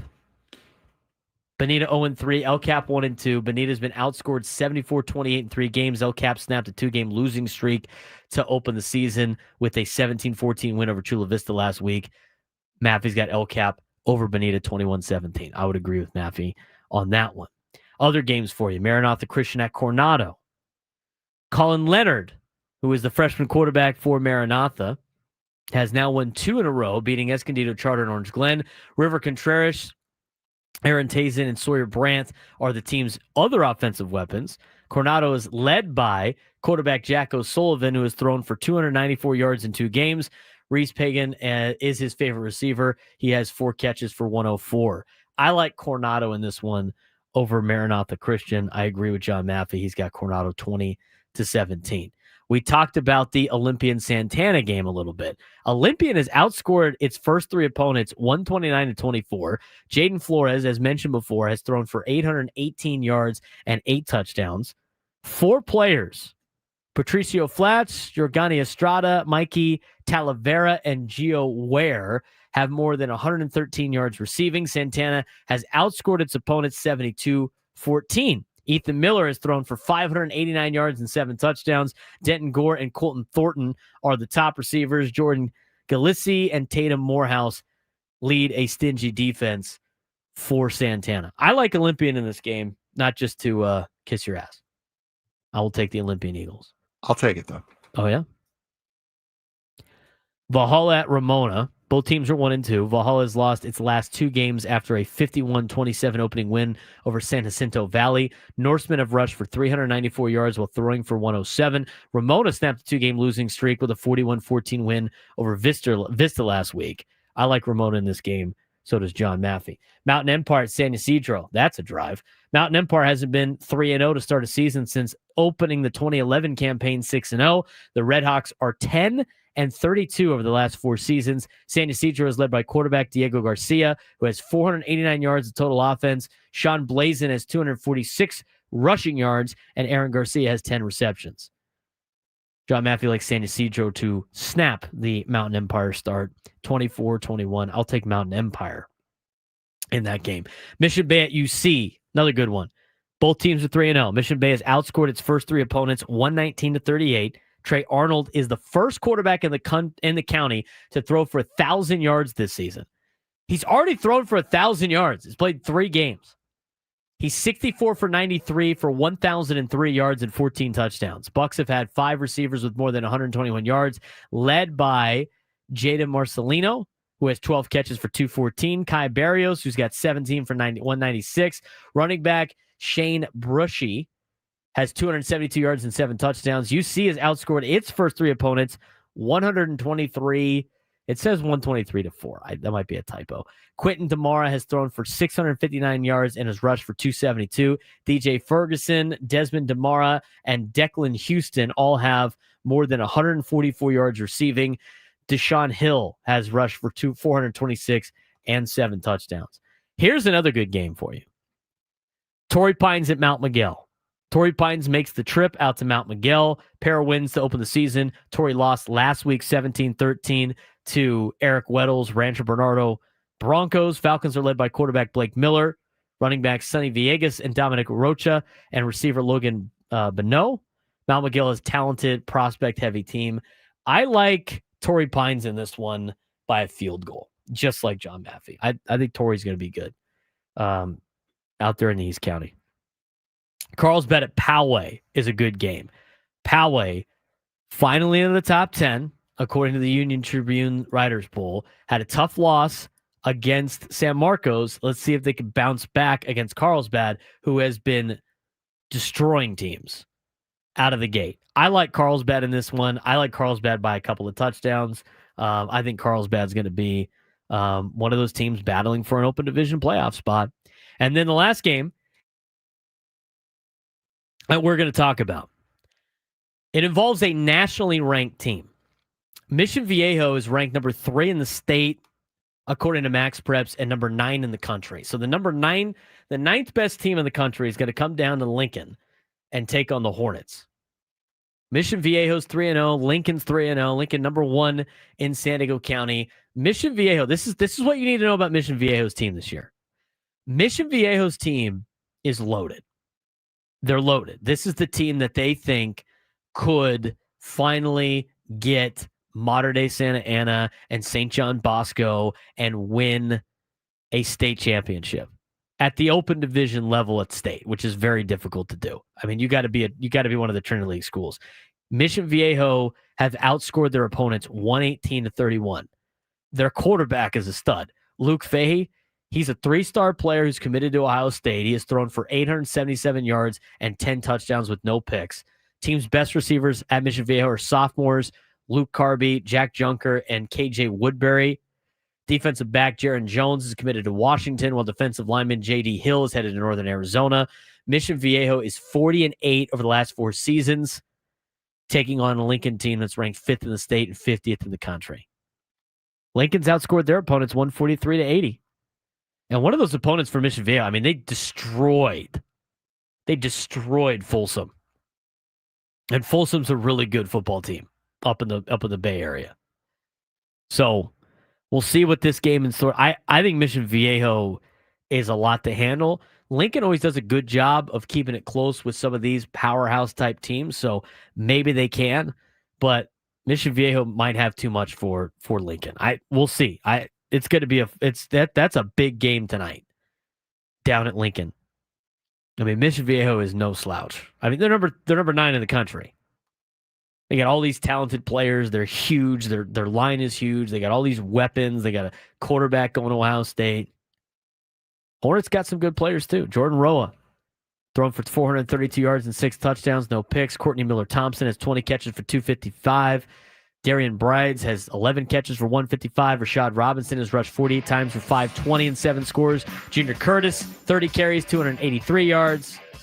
Offensive lineman Jesus Garcia is committed to UNLV, while defensive end Prince Tavion is committed to Oregon, and cornerback Cameron Purnell is headed to Oregon State.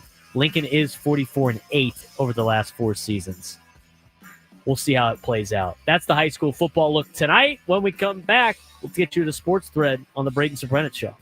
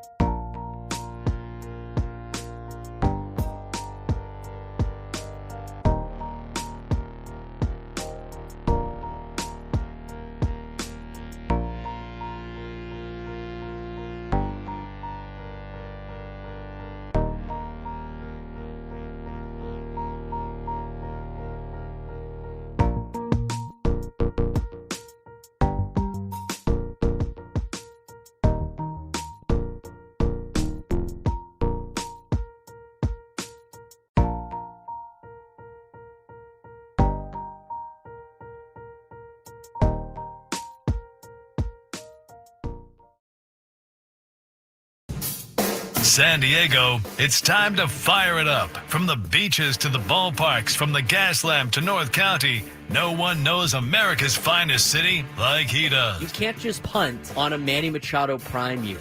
He's a fourth-generation San Diegan, born and raised in the heart of this community.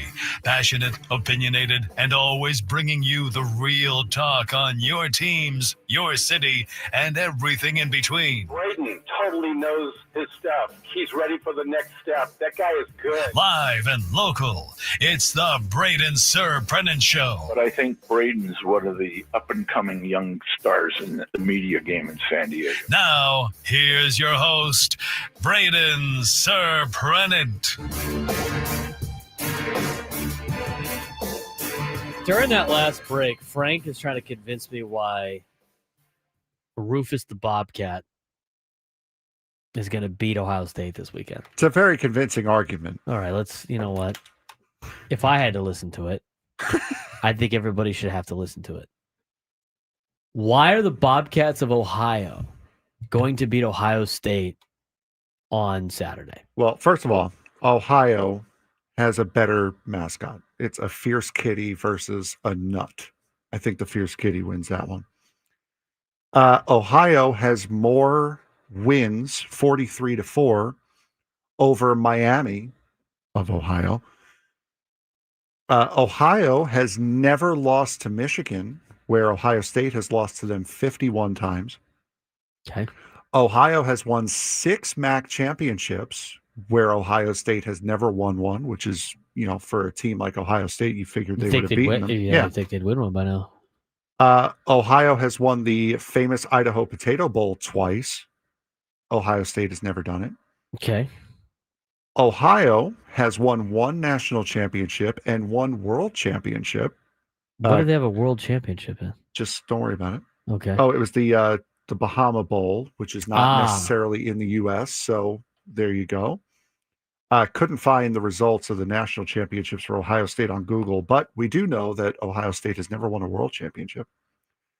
And Ohio has more players that have scored the very first points in the history of the Tampa Bay Buccaneers, 1-0.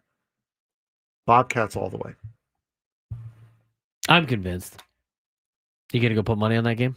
I'm not a gambler. See about that. That's right. In order to put money on a game, you have to have money. So since we don't have money, we can't put money on the game.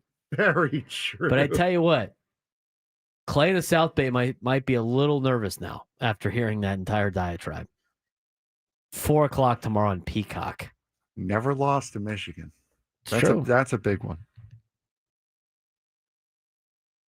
Never lost a minute. My flight got delayed. It's so typical. No. It's so typical. That flight always gets delayed. I've never had that flight not get delayed. I mean, it gives me more time. I can go take a nap now, which is great after work. But anyway, this noon lunchtime nap time hours brought to you by the Craft Taco, both flavors in Sorrento Valley and Balboa Park's Natural History Museum, open late on Fridays for Nat at Night.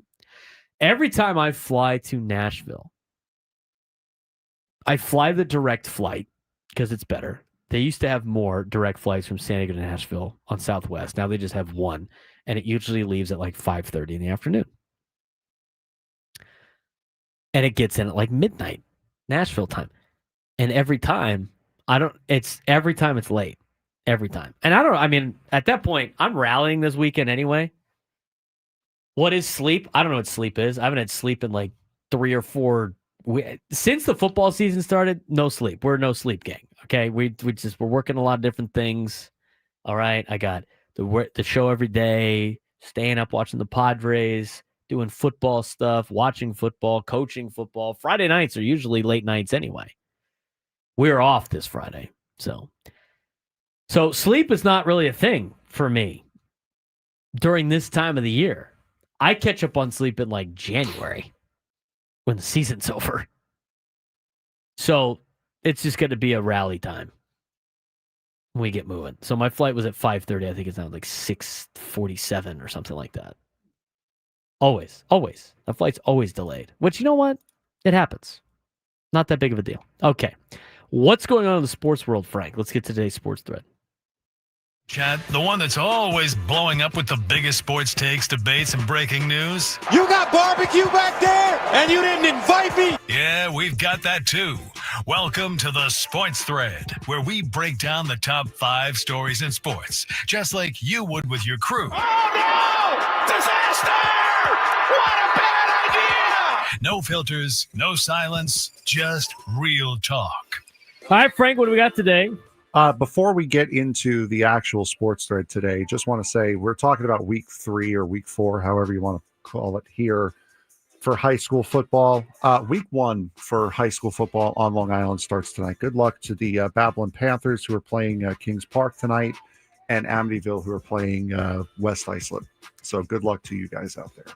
Number 1. We actually have sound for this one. This was from a couple of days ago, where NBA Commissioner Adam Silver basically told you what he thinks of you as fans. Here we go. There's a huge amount of our content that people can essentially consume for free. I mean, this is very much a highlights-based sport, so, Instagram, TikTok, Twitter, you name it, any service, the New York Times for that matter, to the extent that your content is not behind a paid firewall. There's an enormous amount of content out there. YouTube, by another example, that is advertising based, that consumers can consume. For those of you who couldn't quite hear it, and I wasn't expecting the audio to be that low, I boosted it as much as I could. Basically said, if you can't afford to pay to watch these games on all these different streaming platforms, this is pretty much a highlight game anyway, so just watch. There's free highlights you can always watch. From the commissioner of the league, really? He said the quiet part out loud. Basketball, you just have to watch the last 2 minutes. That's it. There's no reason to watch our sport, is basically what he said.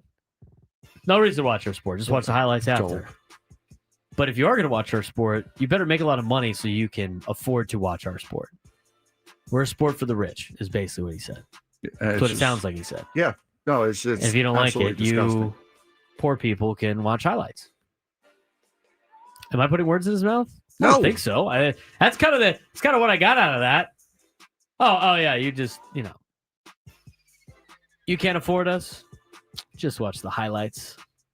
Absolute gross jerk. From making sports too expensive to watch. From the commissioner of the league. It wasn't from some team owner. Yeah, it was the commissioner of the entire league. Number 2. Wonder why their ratings are down. Yeah, I know, right?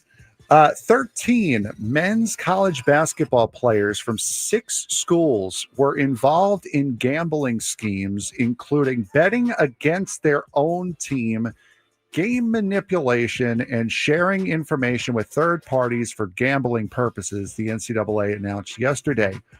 Players formerly associated with Eastern Michigan, Temple, Arizona State, New Orleans, North Carolina A&T, and Mississippi Valley State are under investigation for gambling violations, according to the NCAA, which declined to name the athletes until the infractions process has concluded.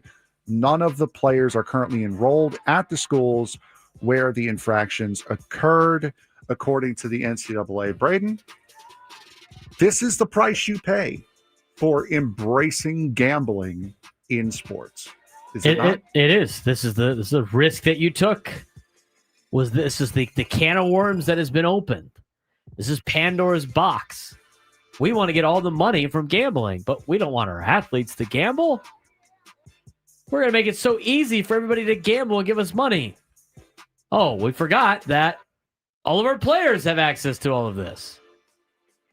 Of course, this is the problem. I mean, that is the deal that you signed to make this thing happen. It's not surprising to me that this happened. No, it's not. And this is on the heels of there were 6 players at one school that was supposed to be in this yesterday, had we done it, that got busted for gambling as well. Like, why? This is a big no-no as a player. But still, you can't really, I mean, of course, you can blame them for actually going and acting and doing it. But can you really blame them when every inning you're seeing something about gambling? There's always something. We did the whip around with the spread, with the betting lines. Like it's partly their fault, but this falls on the leagues. I'm sorry. Number 3.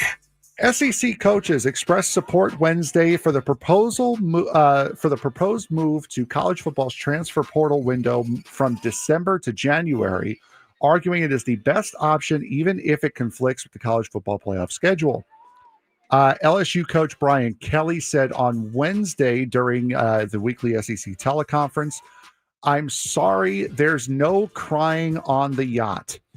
I mean, we got to get this thing set and in its best position at this time to allow us to set our rosters moving forward." Ohio State coach Ryan Day said on Tuesday that he was not a fan of the proposal to open the transfer portal window on January 2nd, 2026, for a 10-day period immediately following the college football quarterfinals. Day is concerned about the difficulty of assembling a roster for next season while still competing in the playoffs. Who do you think has the more understandable gripe? The SEC wanting to do it during the playoffs, or Ryan Day who doesn't want to do it during the playoffs? I don't think it needs to be done. In what league do they open up the rosters for the next season during the postseason? In what league? None. 0, because that is psychotic. Could you imagine if Major League Baseball free agency opened up as soon as the playoffs started? Think about that.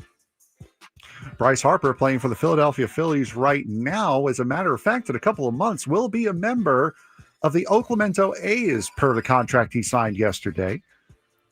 Are guys opting out like, oh, now's my time to be a free agent? Is at the end of the year here, so I'm going to just start. I'm going to enter into free agency. It's stupid. Wait until the end of the year. Well, we got to make sure these kids are good for school. They don't go to school anyway.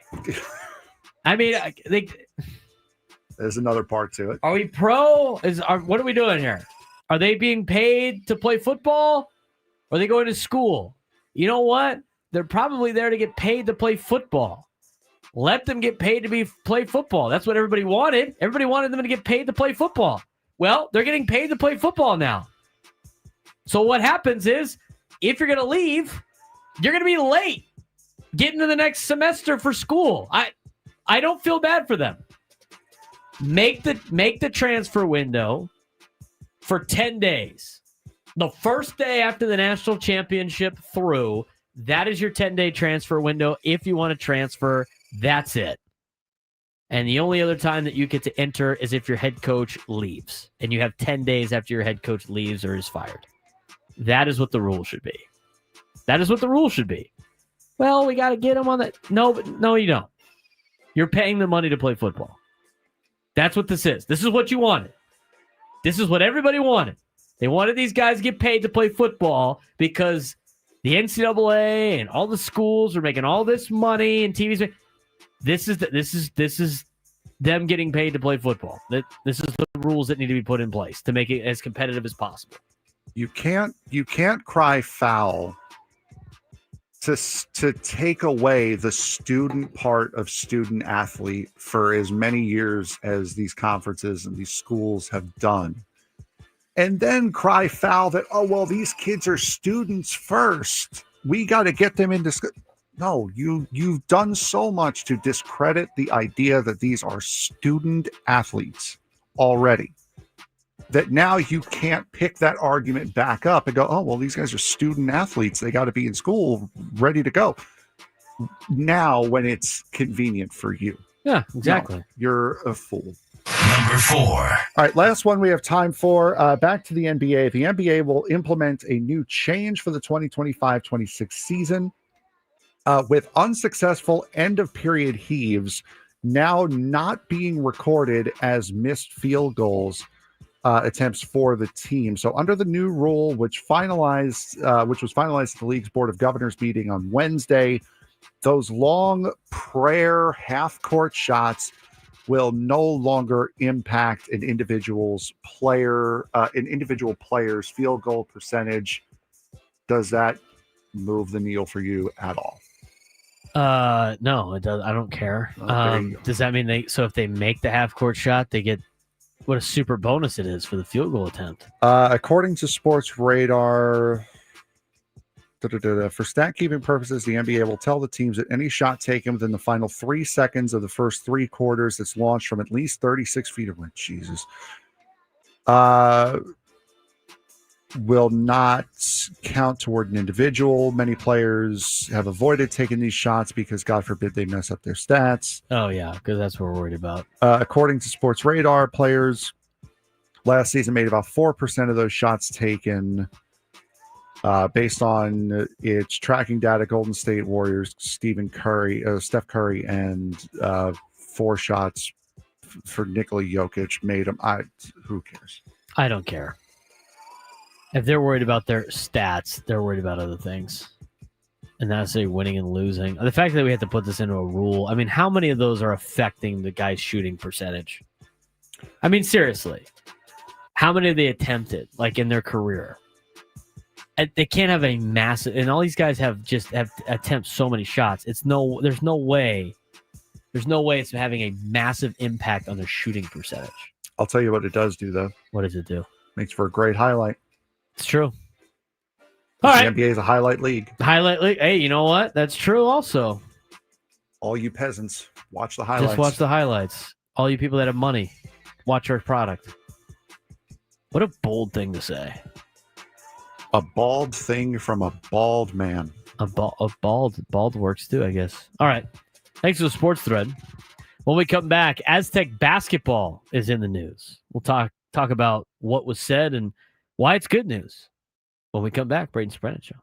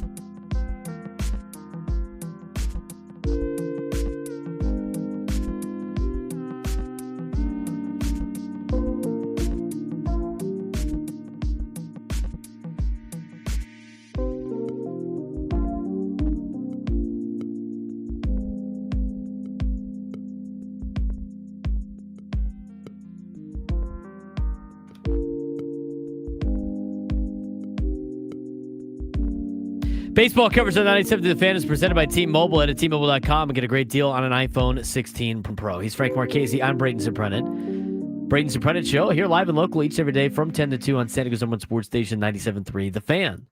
Coming up after us, Gwen and Chris, and then we got the EcoWater SoCal Padres pregame show at 5:40. First pitch at 6:40. Padres and Rockies. JP Sears gets the start tonight for the San Diego Padres. We're going to talk a little bit more about that in the 1 o'clock hour. We will also hear from Drake Hills joining us at 1:35 to talk about San Diego FC and soccer in town. Well, more of a detailed breakdown of this weekend series against Colorado. And we'll talk about how the Padres have the talent to make a run. Tom Krasovic says the sky isn't falling for the Padres as of right now. So we'll talk more about that. But I do want to continue with some of the other topics throughout the sports world in college football, NFL football. We'll get to college football in a second. But there was a clip yesterday with college basketball from John Rothstein. And John Rothstein was talking about, in a video clip, and we're going to play it for you, play the audio of it, about San Diego State basketball this year. San Diego State basketball this year is going to be pretty good. They're going to be on the rise. One of the teams that's going to be on the rise in college basketball, I think their team is loaded. And John Rothstein tweeted this out yesterday with this clip. We're going to play it here in a second. San Diego State could be the best non-power conference team in college basketball during the 2025-2026 season. I totally think that's not that bold of a statement, to be honest with you. The question is, what are they going to be ranked in the preseason top 25? I don't know if they have enough to get ranked, but we'll see. But they're expected to have a pretty good basketball team. Here's what John Rothstein had to say about Aztec basketball. I think you can make the case, given the landscape of other dynamics in college basketball. St. Mary's losing a couple of guys, obviously, Augustus Marshallonis and Jordan Ross. Memphis losing a lot. Gonzaga reshuffling its backcourt. I'm not saying San Diego State is going to 100% get this title, but in my opinion, it would not shock me if at the end of this season, San Diego State separates itself as the best non-power conference team in college basketball. Refurbished point guard play with Sean Newman. 3 potential Mountain West Player of the Year candidates in Miles Bird, Reese Waters, and Magoon Guaf. And again, a program that has an identity of defense and rebounding. And as somebody who has sat in San Diego State's practices multiple times at Viejas Arena, the number one thing that is always going to be stressed and focused on for the San Diego State Aztecs is going to be limiting the opponent to second shots and playing great defense. And I remember I was at a practice last year, and Brian Dutcher was working with his team, and he stopped practice, and he said, the only statistic where it's okay to be selfish in basketball is rebounding. And if San Diego State has more offense, thanks to better point guard play, thanks to Reese Waters coming back, San Diego State is going to win a lot of games. John Rothstein. Talk about Aztec basketball this year. It's college basketball insider for CBS Sports. It's got a lot of good things to talk about when it comes to the Aztecs. I like the additions that they have made from an offensive standpoint. And the biggest takeaway, of course, is Aztec basketball in the sense of defense and rebounding. That's going to win you games in March. That and good backcourt play. That is what wins you games in March. You've gotten the upgrades in the backcourt, defensive play, rebounding. This is going to be a team that could really make a run in the NCAA tournament. And they get some pretty tough games on the schedule. I mean, they're going to play in the Players Era tournament, which means you got 2 Power 5 programs, Power 4 programs that you have to take down in that, and probably going to get a third. You got Arizona at a neutral site in Phoenix. And then you got a very competitive, very talented Mountain West Conference season. San Diego State basketball is going to have a really good year. They are going to have a really good year, and I'm excited to watch them play. And We're still kind of early on. Can't really start thinking too much about Aztec basketball yet until you get to around October. But San Diego State basketball, it just continues to cycle through and pick up where they left off and continue to put together just good season after good season after good season, good recruiting class after good recruiting class after good recruiting class. It's a big reason why that program has had so much success with Steve Fisher and now Brian Dutcher. Aztec basketball. Gonna have a good year. 833-288-0973, 833-288-0973. Talking Padres baseball with you when we come back. A little Aztec football, too. The difference between Aztec basketball and Aztec football. Football's got a weekend off. They did get a nice in-season addition. We'll talk about what that is. And Padres have the talent to make a run. We'll explain when we come back on the Braden Surprenant Show.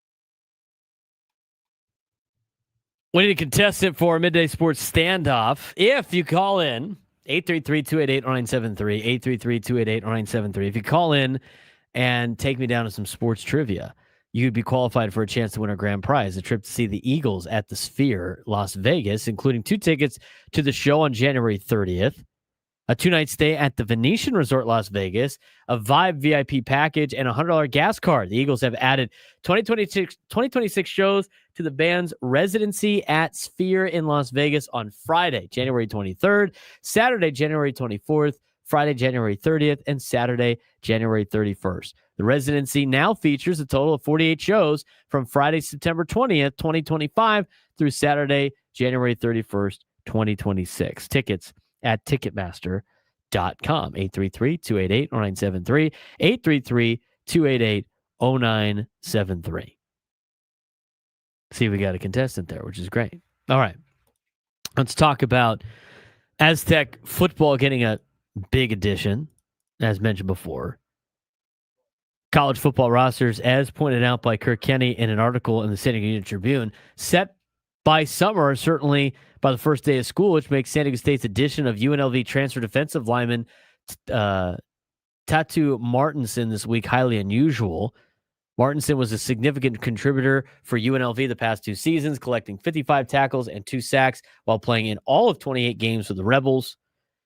The defensive tackle from Sacramento is a graduate senior who is listed at 6'1", 300 last season for the Rebels.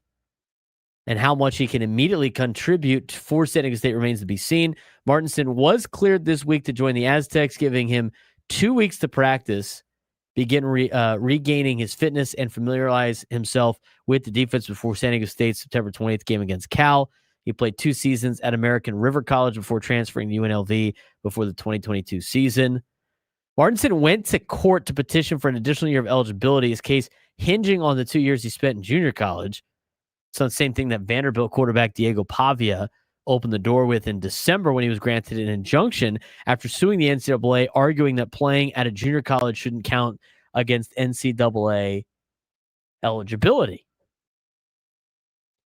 Martinson similarly prevailed in court late last month. The decision came too late to return to UNLV, which opened the season week 0 and already had its roster submitted. That started him down the road to San Diego State. So you get to add another defensive lineman. Mid-season ad for the Aztecs. Maybe that can help them out. Maybe that could play. San Diego State is off this weekend. They will have Cal coming up next weekend. We didn't have time to talk about this, Frank, but let's talk about J.P. Sears as we transition back into Padres baseball. J.P. Sears gets the start tonight for San Diego. J.P. Sears could really use a good outing here, as his outings have been very much up and down since being acquired by the San Diego Padres. He's a guy that's under contract for the next handful of years as well. That was made this Mason Miller deal even better, was you added another arm in the starting rotation, and you knew that he was going to be around for a little bit. What do you want to see out of J.P. Sears tonight against the Rockies? Just don't blow it. That's really it. I mean, you're at that point with these guys coming in, because if you are trying to manipulate the rotation to get Michael King and Pivetta on normal rest for the beginning of the wild card round, that's really all you need a guy like J.P. Sears right now to do, is just don't blow it. Just go out there, keep the game close. 5 innings would be awesome out of Sears tonight. Just keep the game close.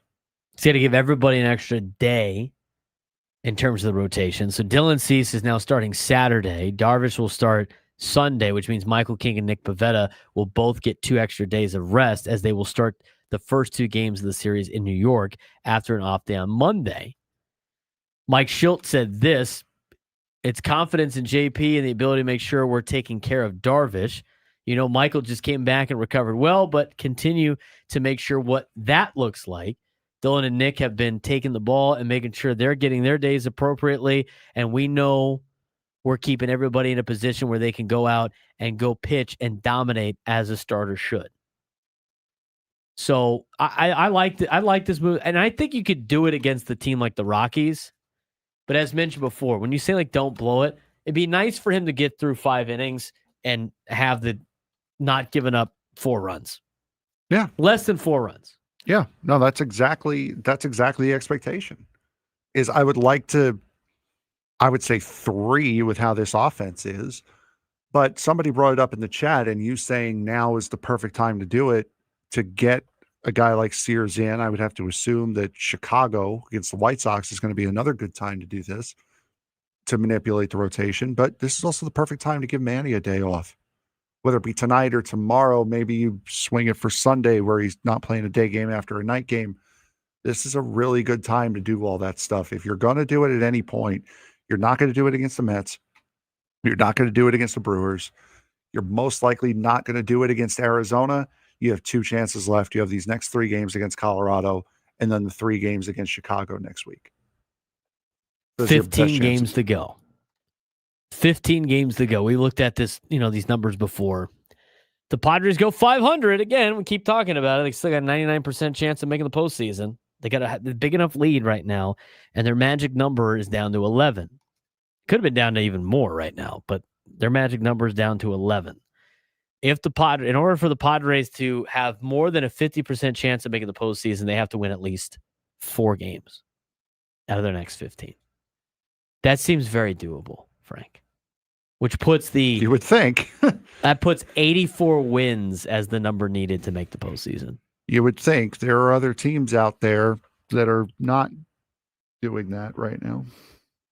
One in particular. Yeah, there's one. That's what keeps lowering the number of what it's going to take to make the postseason at 84 games. I live for the pain. Oh, yeah? Yep. Live for the pain. Give it all. Give it all to me. Mets still have a 55% chance of making the postseason. It's down to 55 now. Giants have a 22% chance of making the postseason. That's the next team up. Reds have an 18% chance of making the postseason. Do we really need the Giants to get into the playoffs? They've already won something this year. I don't need to see the Giants in the playoffs. They've already won the trade deadline. They won the trade deadline. They've already had their win. Let's just let someone else have a chance, please. I can't believe the Brewers have had their playoff magic number at 2 for all week. They got swept by the Rangers. Swept by Texas. Still down to 2. Phillies magic number to make the postseason is 4. Dodgers magic number to make the postseason is 9. Cubs is 8. Padres 11. Mets is 15. With 15 to go. Are you okay? Are you going to be able to make it through this? I live for the pain. He lives for the pain. I live for it. And the natural casings. Why do you got to bring that up completely why, man? I saw New York Mike in the chat. It kind of sparks a reminder every single time. Things have gone all downhill since you wore that Mets jersey. What day did you wear that jersey? I might have to go see what the Mets record is. It was the first day of the Met Padres series. I got to look at this now. They are one of the worst. They are Jetropolitans. They're the 4th worst team in baseball since, I believe, the All-Star break, which is also typical for them. It's usually when we fall apart. 2025. By the way, your boy Frank had a epic meltdown yesterday. Your boy. Yeah. Frank the Tank. That's your boy. Don't you ever insult me like that again. Your boy. Don't you ever insult me like that again. Frank's going to go over here and kick my ass. So you wore that jersey on July 28th. Wow. Mm-hmm. Sounds about right. That does sound about right.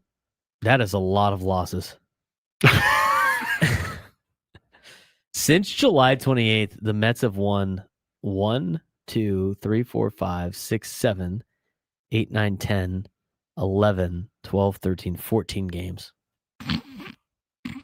They have won 14 games since Frank wore the jersey. They have lost 1, 2, 3, 4, 5, 6, 7, 8, 9, 10, 11, 12, 13, 14, 15, 16, 17, 18, 19, 20, 21, 22, 23, 24, 25, 26, 27. It might be the jersey. That could have been the deal. I live for the pain. Apparently you do. I live for the pain. They gonna get no hit by Jacob deGrom this weekend? Probably. It's usually how this works. 6 game losing streak. They got swept in 4 games by Philadelphia. Yeah, that happened. Oh man, you said that to Crum on a couple Mondays ago. How much the Mets have owned Philadelphia. Well, they have, and they still won the season series. However, I showed you a text chain between me and my Phillies fan friend. Yes, I can't believe you have a friend that's a Phillies fan. Well, I didn't know he was a Phillies fan before he became a friend. Okay. I'm glad you didn't hold that against him. No, I'm a reasonable guy. I'm a fair guy. Basically, that was after they had won the game on Wednesday. So they've taken 3 out of 4 already. I conceded the division. I said, congratulations on winning the East. Yeah, you're 11 games back now. Yep. He goes, have you seen this team play? I would be stunned if they won the East. I'm like, bro, you are 10 games up on with a 15 team to go. Yeah, 16 to if go you guys lose this division, you deserve to be relegated to high A. Like, shouldn't what even make are the we playoffs. doing? So, and then last night, after they swept them, he sent me, I am so sorry. I'm like, don't you ever try to outdoom me on this team ever again. How about that? I mean, we talk about it all the time in Padres land about the miserable fans that we have sometimes that just think everything's going to go wrong. Phillies fans have a 10-game lead in the division. They still think they can choke it away. Yep. That's incredible. All right. Mets have Texas, the Padres, It's DeGrom versus Tong tonight. Washington, Chicago, Miami. You know what the hardest 2 series are going to be? Texas and San Diego? No. Or Washington and Miami. Yep, those are the 2. Those are the 2. If the Mets are getting knocked out of the playoffs, it's because they lose 5 out of 6 to the Nationals and Marlins. All right. That would be why. Mets, what if? Mets, in order to make the playoffs where you feel comfortable about it, more than 50% they need to go 500. They need to win 8 games. They need to go 8-7 in their next 15 to get to 84 wins. It gives them a 63% chance of making the postseason. 8 games, Frank. Can you win 8 games? Can the Mets win 8 games? No. They win 7. They have a 48% chance, or sorry, 38% chance of making the postseason if they win 7 games. Why do you think I'm not freaking out about this? Because you're already getting ready for spring training. I've experienced this. This is 2007, 2008 all over again. Well, they can't hurt me anymore. That's the PTSD. The Mets blew a 7-game lead in 20 days in 2007 and missed the playoffs doing it. You can't hurt me anymore after that. The Mets lost a World Series in which they led every single game in the 8th inning or later. They lost that World Series. You can't hurt me anymore. They cannot hurt me anymore. I am numb to their nonsense now. It's expected. Here's the remember we saw the PTSD thing on the whatever. Do you know what the next cap logos spell out? WCM. Wild card miss. PTSD, wild card miss. It's right. The writing's on the wall. That's the script. That is Major That League is the- Baseball's script. It's awesome. Wild card miss. That is baseball's script right there. PTSD. If the Mets wild miss the card postseason, miss. it is Major League Baseball calling its shot. That's all that is. That's why they have the Family Guy joke. What are the letters now? What are the It was P for Phillies. But no, I mean, like, what are the cap Padre logos? letters? What are the Padre cap logos for this season? Is it like Oh, WSC, like World Series champs or something like that? That would be cool, but I don't think that's the case. But you talking about the final games here? Yes. Hang on, I gotta go pull up the schedule. We're missing our midday sports stand. We'll get to that in a second. Schedule and results. I just don't have on the top of my head right now. They have Colorado right now. So Yeah, so that's CR. Well, you have C and C for Cincinnati and Colorado. And then you have NY, means nothing. And then you have SOX for White Sox. Milwaukee MA. Y'all are playing with too many letters. Too many letters. It doesn't work, dude. It's only for the Mets. It's only built for the Mets. Do we have time to do the midday sports standoff, or do we have to talk about the Mets for another 5 minutes? I think we have time. I believe. Let's get to it. Yep.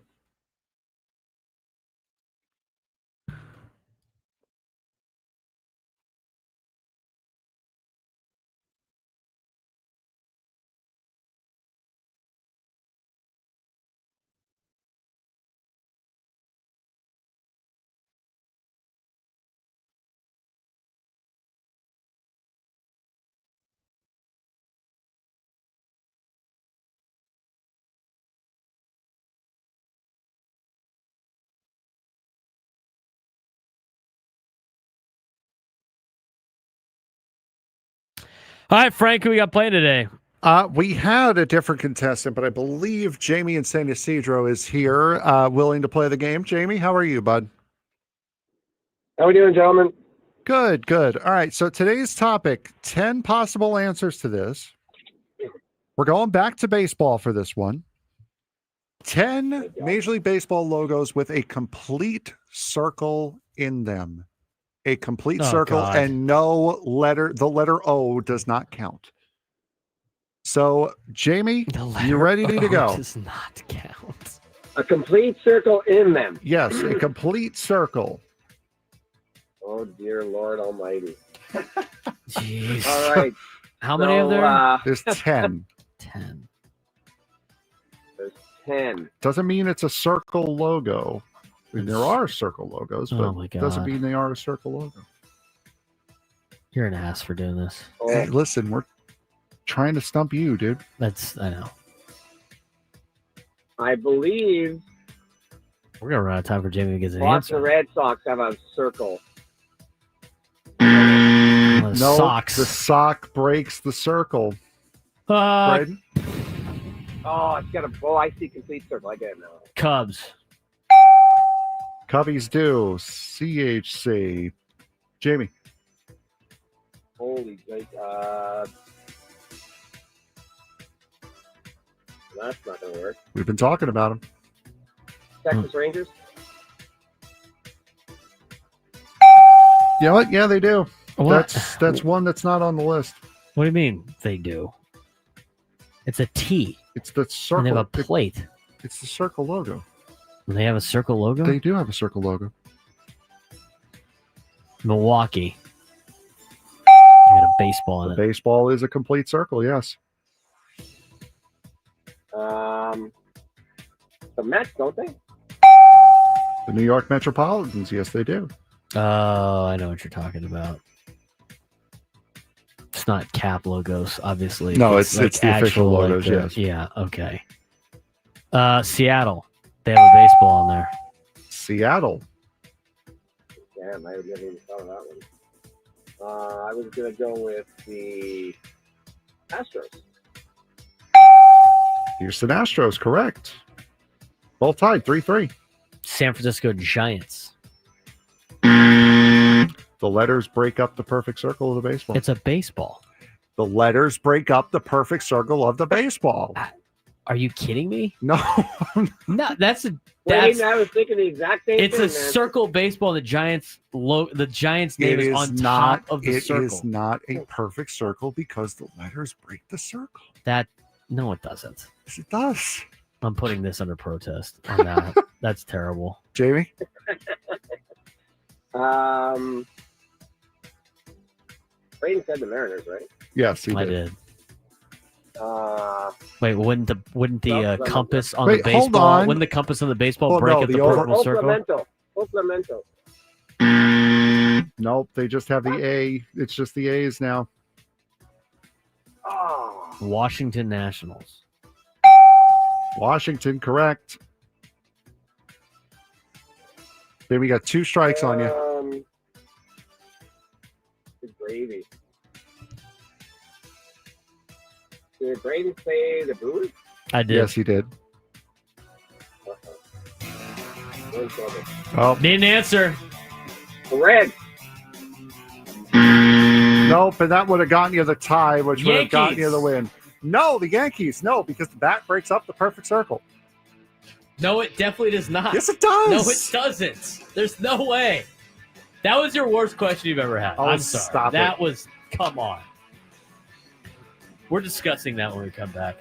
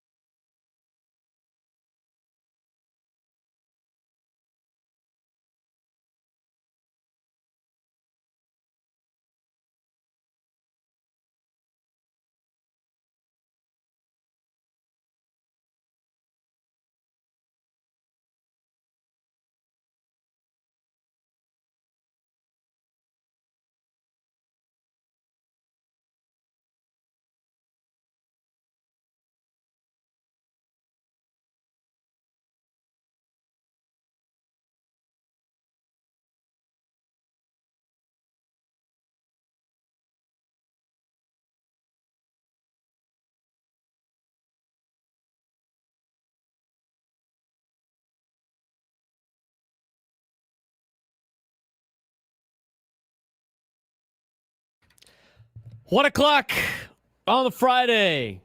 Got an hour left of the show. We'll get you ready for Gwynn and Chris, and then Padres baseball. Equal SoCal Padres pregame show with Sam Levitt coming up at 5:40. Padres baseball at 6:40. Frank was explaining to me the last question of his perfect circle nonsense, and I disagree with it. It's not. Disagree with whatever you want, man. It's ridiculous. It was a little bit ridiculous. He counted so like on the circles, okay? And I had to pull up MLB's logos. He does not count the Yankees logo as a perfect circle because the bat goes through the circle. And also the Y goes to the bottom of the circle, the S goes to the top of the circle, so it's not a complete circle. There's a break in the circle. That is asinine. The other thing that's asinine is he said the Cardinals logo counts as having a complete circle because of the eye of the Cardinal. Asinine. This is not, again, to be fair, I did not come up with this. I did not go scouring, looking at MLB logos, thinking, hey, this looks like this would get Braden really mad at me. I'm going to make this our topic for today. This is from the source that I get my trivia from. And I said, well, that's good enough for right now because we're doing our show already. Yep. We have what else did Frank say? The Kansas City Royals is another one because on top of the crown there are circles. Yep. On the top of the crown. That is part of the perfect circle question. Mm-hmm. That's ridiculous. It's ridiculous. There's no. It was a ridiculous question. What about the Rays? No. There's a perfect circle in the base. Oh no, there's not enough of a perfect circle in the baseball in the ray or the ray of light. That's Rain Man right there. Exactly. Kind of ridiculous. Again, I did not come up with the question. I just saw it and said, yeah, this is good enough for right now because we're doing the show already. And I don't have time to think of anything better. Yep. That explains it. All right. As annoying as that was. What a Friday question for Frank on that one. As annoying as that was, let's get to something that's not annoying. Let's get to something of some positivity, huh? How about positivity on a Friday, Frank? Let's do it. Need some visuals here, Marchese. Go look up the logos and you'll be like, this is stupid. That's literally what I was thinking as he was explaining to me why they made sense and why it didn't make sense. Stupid. Frank does draw a foul for the question today. You know what? He draws the foul. I'll eat it. Okay. So let's go from being stupid. You saw it and could have passed on it, but instead said, you know what? Let's piss everyone off at work today. Yep. Not just me. Everybody like watching on a Friday at their office, listening in the background, people driving in a car going, what is he talking about? You upset a lot of people of San Diego today. You know what? I'll take it. He draws the foul. I'll take a double for that. It should be a tech. That's basically what it is. It's a technical foul. Okay, let's talk about something positive. Tom Kraslovic, who said this team wasn't a playoff team like 3 months ago, which he would have been right because the roster as constructed was not a playoff team. Don't you remember that column? I do, yes. We talked about it. He said he wasn't a playoff team. Has now written a column about the Padres being a playoff team. But not only being a playoff team, also having the talent to make a run. Amazing what a trade deadline does. I mean, from saying like not a playoff team to they're going to win in the playoffs. Padres are playoff bound and could be dangerous in October, but not because they're perfect, but because no MLB team looks unbeatable this year. I don't know. I think I've had that argument a couple of times. Have we not discussed that on the air already? Might have done. We have. Start looking at all the other problems that other teams have. Most of it's pitching related. All right. Playoff landscape. Dodgers, Phillies, Yankees, and Astros. Teams that are all going to be in the postseason. Teams you only have to worry about right now, Dodgers and Phillies. But those 4 teams are all weakened by injuries or suspensions. There's no juggernaut like in past years. There really isn't. If you had to pick one team that's like a juggernaut team in this year's postseason, Frank, who would you pick?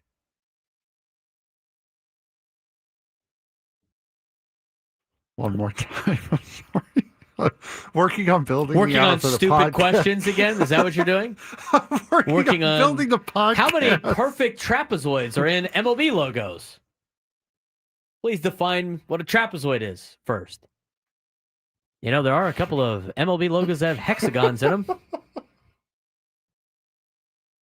any of those? Any hexagon logos for us, Francis? You know, there's some ovals out there as well. Name all the MLB logos that have semicircles. A couple of rhombi out there. Semicircles. Maybe. Fouling Out Friday, the new theme. Might be the case. Foul Out Friday. Foul Out Friday. Okay, moving on. The question I had is if you had to pick out of the teams that are making the postseason, yes, who the juggernaut is in Major League Baseball, who is it? Oh, boy. I don't think there's any team. No, there's really not. Like, any team that looks really good on paper has a lot of problems as far as like what you see, what you get from them visually, and what you get from them on a day-to-day basis. If I had to pick a team, it'd be the Brewers, I guess. But I don't trust the Brewers in the playoffs. Ask Brewers fans if they trust the Brewers in the playoffs. Phillies fans don't trust that they'll win the division up 11 games with 15 to go. Phillies fans still think they're going to blow an 11-game lead in the division with 15 games to go. There's no juggernaut in Major League Baseball. There is none.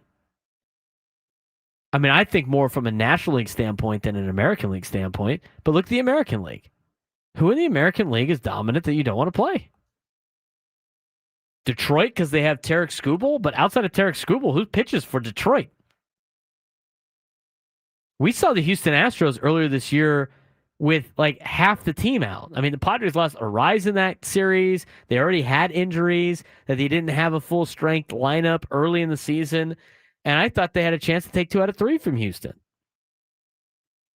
Seattle's kicked your ass, but they're not like unbeatable. Boston Red Sox aren't scary. We saw them here at Petco Park. I don't think the New York Yankees are all that scary. There's nobody in the American League that's like that. And the National League, too. There's no juggernauts. There's no team like the Dodgers in 2017. There's no dominating team that you can't, like, you just don't want to run into. You know, even in Toronto, Padres lost, they got swept by Toronto. That was, again, early in the season. When I was watching from Toronto, it was not like, there's no way we can beat these guys. But I just don't see a juggernaut level team. That's laid out by Tom Krasvick. The other thing is the Padres' strengths. Everything you need to win in the postseason, a lot of it relies on the bullpen and having a dominant bullpen. And a dominant bullpen led by Mason Miller, who's got a 102.3 mile-an-hour fastball on average, and is averaging it has a 17 K through 9, could thrive with postseason rest days. I could see that. Ramon Laureano's trade pickup solidifies a strong outfield. His 923 OPS is a huge boost. Fernando Tatis Jr. is having his most disciplined offensive season and is arguably the best defensive right fielder in Padres history, which is up there because Mr. Padre played right field. It's a pretty good Gold Glove for himself. Jackson Merrill has been consistently above average across the board with the power upside, and the team's baseball IQ and fundamentals stand out with players like Jake Cronenworth turning routine plays into winning moments. All laid out by Tom Krasvick. I'd have to say, they have a lot of things working for them when it comes to being in the postseason. Now, we've talked about it for right now. They're not playing good baseball right now. They need to be able to be playing good baseball near the end of this month, which is in a couple of weeks, really basically the next 15 days. They got to figure out how to play good baseball in the next 15 days and be ready for October. Some of the weaknesses that could hurt the Padres, rotation inconsistency, outside of Nick Pivetta, and a lack of home run power remains very concerning. And Jason Adams' season-ending injury definitely does hurt the bullpen, which is a dominant bullpen. This team is not the 1998 Padres, but they play fundamentally sound. They're well built for current October with bullpen leverage. I don't mean current October. I mean October baseball that has been of recent years. It's been mostly bullpens. And the Padres might be one of the smartest, most detail-oriented teams in baseball. It's hard to argue with that, with what Tom Krasovic put out. There is your taste of positivity on a Friday. Now, at their best, the Padres are playing at their best. They could act like a juggernaut team. When they're playing at their best, with the way that their team is built, even with the starting pitching, if the Padres are playing at their best, they're a team nobody wants to play. In the postseason. There's no way anybody wants to play them in the postseason if they do that. That's a big if. And they got to find a way to get into that mode with the last 15 games of the season. There's your positivity for the week. 833-288-0973, 833-288-0973. We'll talk more Padres and Rockies in just a little bit. Massive series against the Rockies continues tonight as JP Sears gets the start for the Padres. We'll talk about that. We'll get you some college football. And at 1:35, Drake Hills will join us on the Braden Surprenant Show. Get you your Soccer 101 to finish up the week. I'm Braden Surprenant. He's Frank Marchese. A couple of more segments left as we get you ready for Gwen and Chris on San Diego's number one sports station, 97 through the Fan.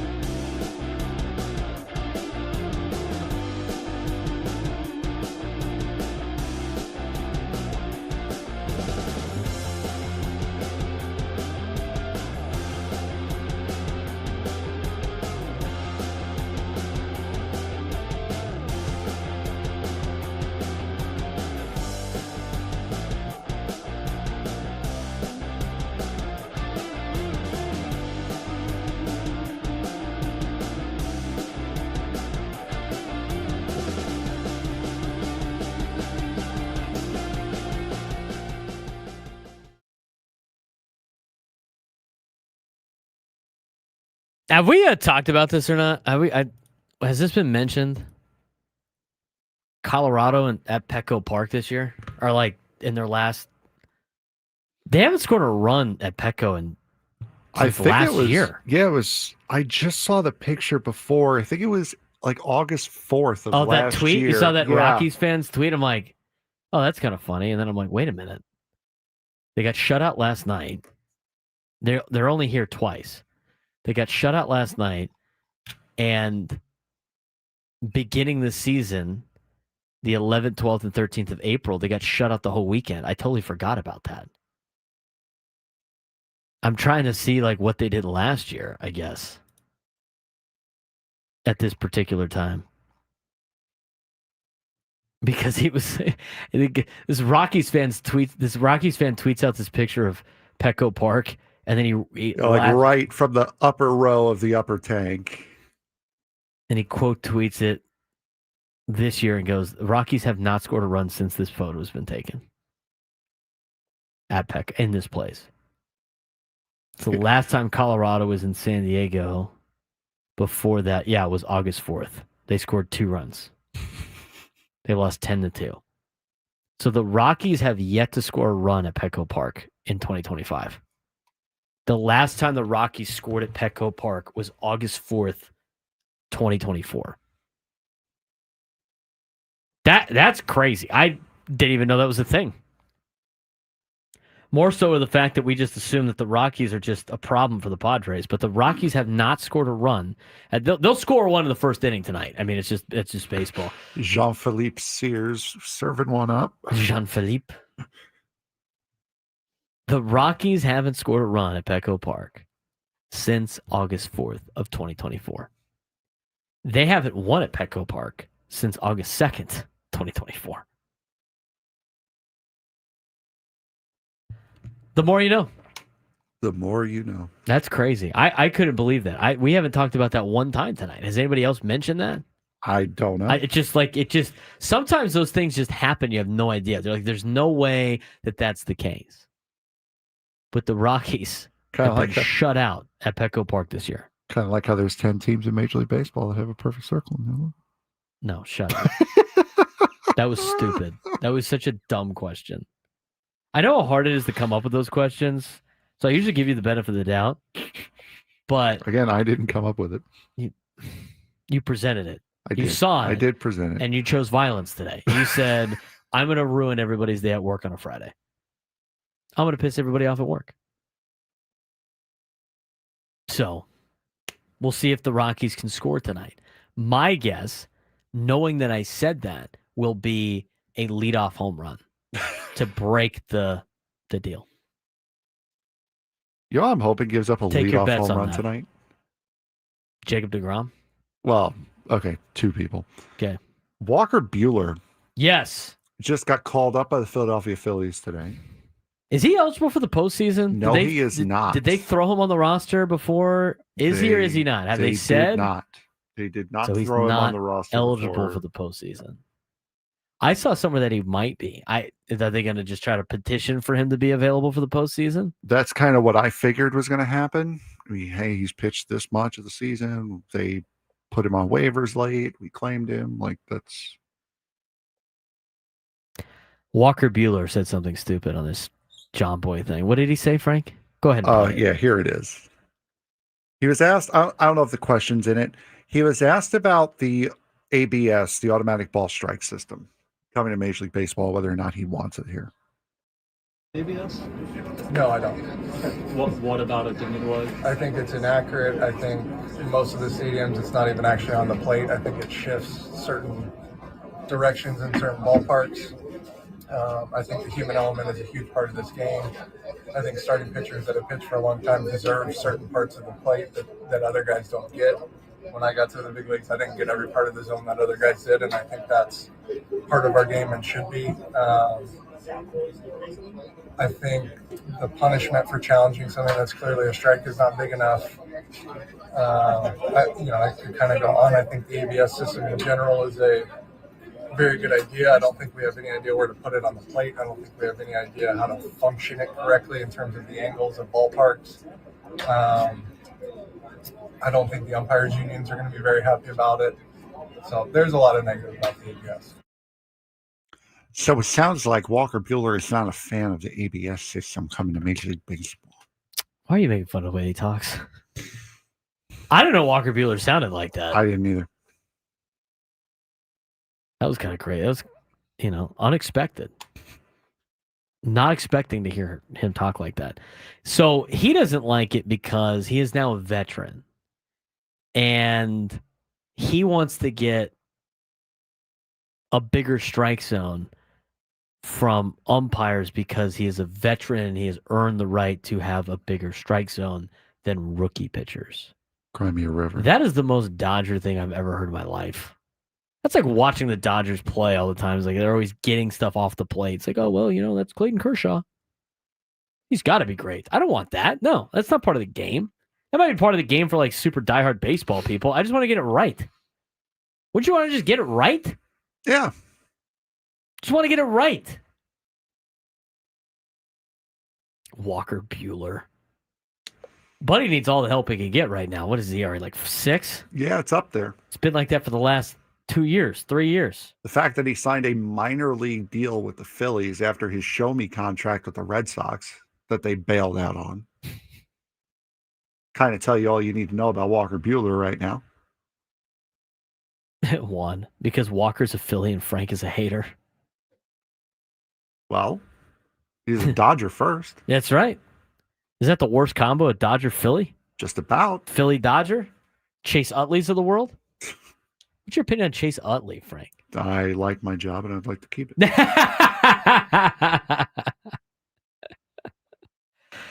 I did see a question yesterday. I know it's not the new lunchtime hour. We talked about the Pop-Tarts thing yesterday. Yep. We had, Peterson's Donuts. Peterson's Donut Corner dropped off donuts today. Let's put everybody in a bind walking around the office today. No corners on any of the donuts, by the way. What? No, there are. The pillow ones have the corners. Oh, they did. Oh, I didn't see those. So there's some cronuts in there too. Big cronut guy. You know what a cronut is? I don't mind Jake Cronenworth. A cronut. I think he's getting a little paid. Do you know what a cronut is? No.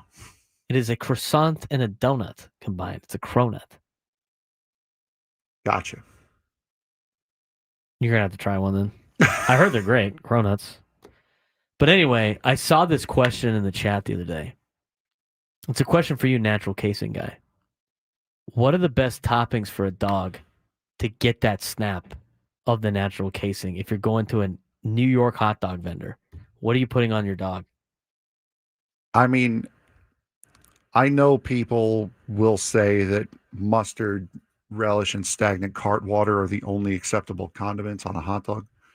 Stagnant cart water? I'm a ketchup guy. I'm sorry. I know that's sacrilege. I know. Ketchup on a hot dog. I know. Foul. Still better than putting it on carne asada. You know what? I wouldn't put ketchup on a hot dog if more hot dogs came wrapped in bacon.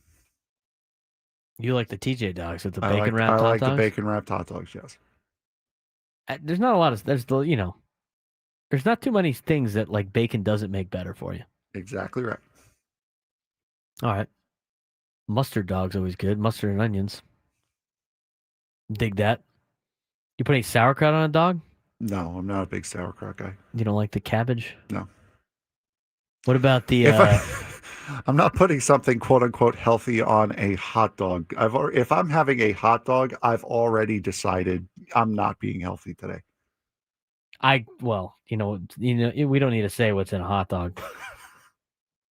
Lips and blank are in hot dogs, so take that for what it's worth. Let's get the all beef, but you don't like the all beef dogs because you like that natural casing snap. No, I like all beef hot dogs. Just because it's not a natural casing hot dog doesn't mean I won't eat it. What about chili cheese dog? It plays. It plays for sure. Chili cheese dog. It plays. A little chili, a little cheese, a little onions. I'm getting hungry now. I agree with the one in the chat though on the cinnamon roll thing yesterday. Did you hear that part of the show? Or the round table with the donuts? No, I did not. Yeah, Adam Klug has employed quite a few smart asses. The Ben was saying his favorite donut is a cinnamon roll. I love cinnamon rolls. That's not a donut. I wouldn't call it a donut, though. And he said it was, but like a cinnamon roll, he was saying it was different. Like the cinnamon roll that gets put in the oven is not a donut. He's talking about the fried one that is actually a donut. Right. I'm trying to find it on this little pamphlet that they gave us. Why would you fry a cinnamon roll? It's fried dough. It's like a donut. No, It's I just get like it, but like a flavor. cinnamon roll is good enough on its own with the icing on top. He must be talking about the donut version of it. Like you see those cinnamon, they look like bear claws. Yeah, that's got to be what he thinks. But if you go to a donut shop and you get a cinnamon roll, that's a foul, dude. That is. That's a foul. You're not getting a donut. You're getting a cinnamon roll. What else is a foul? Fritters. Apple fritters are fouls. Those are also fouls for donuts. We got some phone calls here. Let's get out to Martin and Santee. Martin, Uncle Martin. We're getting ready for a Santana Olympian. We are, and Frank just confirmed me for tonight. And Braden, I thought you said maybe a day or two ago that I went to Santee. I actually went to Marian Catholic, so I'm just going out tonight to support Frank, an Olympian, and see a high school game because I haven't seen one in 20 years. And looking at the schedule, I think I'm going to see when you guys play Lincoln. All right. I want to see two of the best programs in our county. And it just, looking forward to tonight to see 3-0 teams. I'm guessing that you guys might be undefeated. Lincoln, if they get past tonight, they might be as well. But anyway, great week. Good stuff. Appreciate everything. Looking forward to your soccer guest next. One of my favorites on Friday. I try not to miss the 1:30 or 1:35 catch up on local soccer. But yeah, I am looking forward to tonight to see what high school football in our county is all about again. So take care, guys. Have a great weekend. Safe travels to you, Braden and Frank. I will see you tonight. Should be a fun time. Got to get the full report from Frank and Martin about Olympian and Santana tonight. One of the games that John Matthew picked. If Lincoln can make it through tonight against Mission Viejo, which is a daunting task. Mission Viejo's 9 in the country. They got Frontier after that, and then they got Grant from Sacramento, which I think Lincoln beat Grant last year. I think they'll be able to handle Grant. And then they get to league play. They got a cross league against La Jolla. They got University City, and then they got the Dons on October 24th. So we'll see Martin at that game. 833-288-0973, 833-288-0973. Brad and Escondido on the Braden Surprenant Show. What's going on, Brad? Hey, Braden, I just want to say that Rise at number 2 was just a wonderful last night, wasn't it? Yeah, so great. His 3 singles. Come on, he's on base. Give me a break. Yeah, he could bat 7th to get on base. He could bat 7th and drive in some runs with guys in front of him. Oh, you're killing me. Hey, by the way, I went to La Jolla when Marcus Allen played. Wow. In Lincoln, and saw him score 5 touchdowns in 5 different ways. That's crazy. Think about that. He ran one, he threw one, he intercepted one, and caught a punt and took it back, and a kickoff and took it back.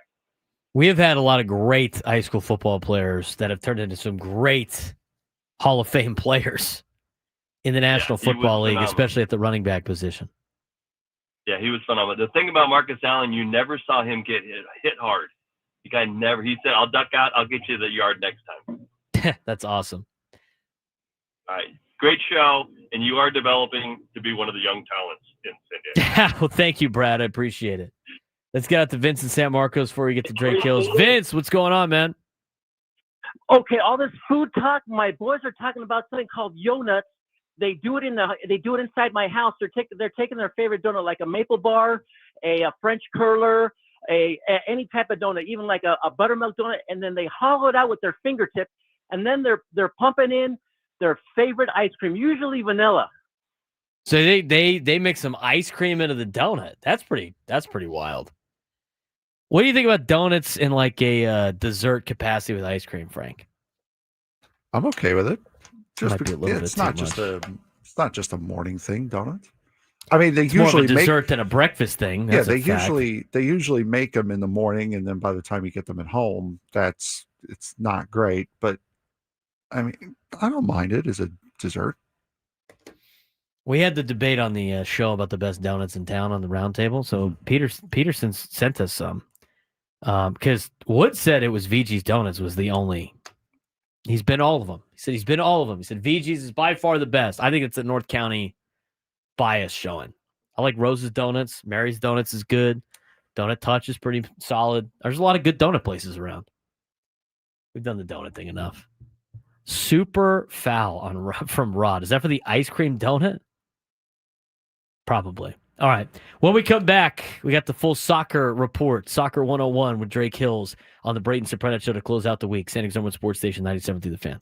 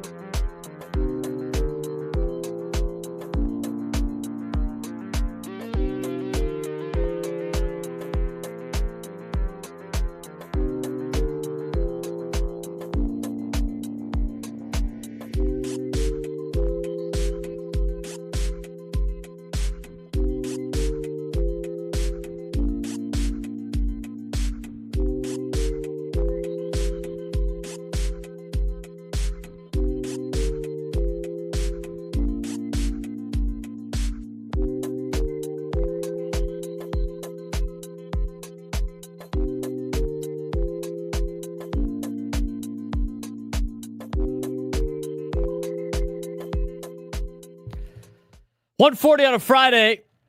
Talked Padres baseball day. Talked some college football. We didn't really talk college football. We talked about Aztec football briefly. Talked some NFL. And right now, we're getting ready to talk a little soccer, as we do each and every Friday with Drake Hills, who is a contributing writer for Black Players for Change. He joins us now on the Braden Surprenant show. Had a fun day the other day on Wednesday. Both of us were on the call for the USD men's soccer game against UC Santa Barbara, and had a little fun. Had a couple of good goals early and often for USD on Wednesday, Drake. Yeah, you know what? That was probably by far the best first impression that I could have gotten for my first call in the press box with you, Braden. I think, looking at an interesting flip. The last time we talked about USD, they had to come back from 2-0 down and score a few goals in 4 minutes just to secure the win. But this time around, they get ahead. Steven Ramirez kind of puts the dagger in the coffin, and they beat the UCSB Gauchos 3-1. It's pretty cool to see the local colleges are having success with soccer. I mean, we talked about USD, but San Diego State trying to get back to what their program was not too long ago. UCSD, a new D1 program with men's soccer, women's soccer, doing all the same things too for USD and UCSD and San Diego State. And we talk a lot about the professional soccer here during this segment, but a lot of good local college soccer as well. Yeah, I mean, I'm actually pretty excited. You mentioned UCSD. They just appointed Andy Fee as their new athletic director, the director of athletics, I should say. And with an incredible story, UCSD, becoming D1, obviously first school in history for men's and women's basketball to be able to make the tournament their first year of eligibility. I would love to see that same growth in the soccer side. I mean, I actually went to see the women's soccer team play SDSU at Snapdragon a couple of weekends ago. And so that's a testament to the growth of the sport at the collegiate level. USD has been in the tournament on the men's side for quite some time and had a couple of deep runs. And I know SDSU, as you mentioned, is trying to build up there. You got UCSD, the Tritons, and ultimately, as San Diego FC continues to build out its academy, that's also going to feed the talent locally, where you're going to have San Diego FC, academy graduates playing at local college programs. It's going to be cool to see, and like seeing the building of the local soccer here in San Diego. We've talked about that a lot with how loaded the club teams are, and now moving into some of these academies and moving into college soccer, and it goes up the ranks. Let's talk about the professional ranks again. San Diego FC will play Minnesota coming up on Saturday, tomorrow. We'll have that at Snapdragon Stadium. And then 3 days later, a friendly against Tijuana. These are the two upcoming games for San Diego FC. Before we get to talk to you again, what do we got on these couple of matchups? One in the MLS regular season, one is a club-friendly match. Yeah, I'm going to start with the club-friendly just because I think it's going to be good to see the amount of fans and the amount of people that have supported the game of soccer for this region, for this area, this binational culture, this incredible hotbed of two club teams at, obviously the top leagues on the continent. And we, Cholos, Club Tijuana, as known as Cholos, they've, hosted games at the Snap in San Diego before. But to see, San Diego FC going up against Club Tijuana, I think it's going to be great for the fans. I mean, it's going to be great for the opportunity for those who are growing up to see two teams they can kind of root for that are their own. Mexican Independence Day celebration, so I think it's going to be great. What is that, on Tuesday? So I'm definitely going to be watching that. But as for this weekend's matchup, Braden, this is going to be a tale of kind of, I guess, exchanging. And what I mean by that is the players that are going to be scoring the goals. I mean, this is the second matchup between these two sides. This is 1 versus 2 in the West, but particularly both of these teams have lost since that June matchup where San Diego won 4-2 up in St. Paul. The second half for San Diego FC, they went ballistic. And what I mean by ballistic is Milan Alaski with the help of Anders Dreyer. And obviously Milan is no longer with San Diego. He's with Philadelphia. But the same thing goes for Minnesota. They've had a couple of incredible strikers to kind of step up. One being Kelvin Yeboah. He's the guy who's the 25-year-old Ghanaian. He's the one that's been scoring the goals, since there was a kind of, I guess, a big transfer for Tani Aloisei going to Villarreal in Spain. So Minnesota loses a striker. San Diego loses a striker. Obviously, Anders Dreyer has picked up the slack along with Chucky Lozano of being the tandem, of course, being the two stars for this team.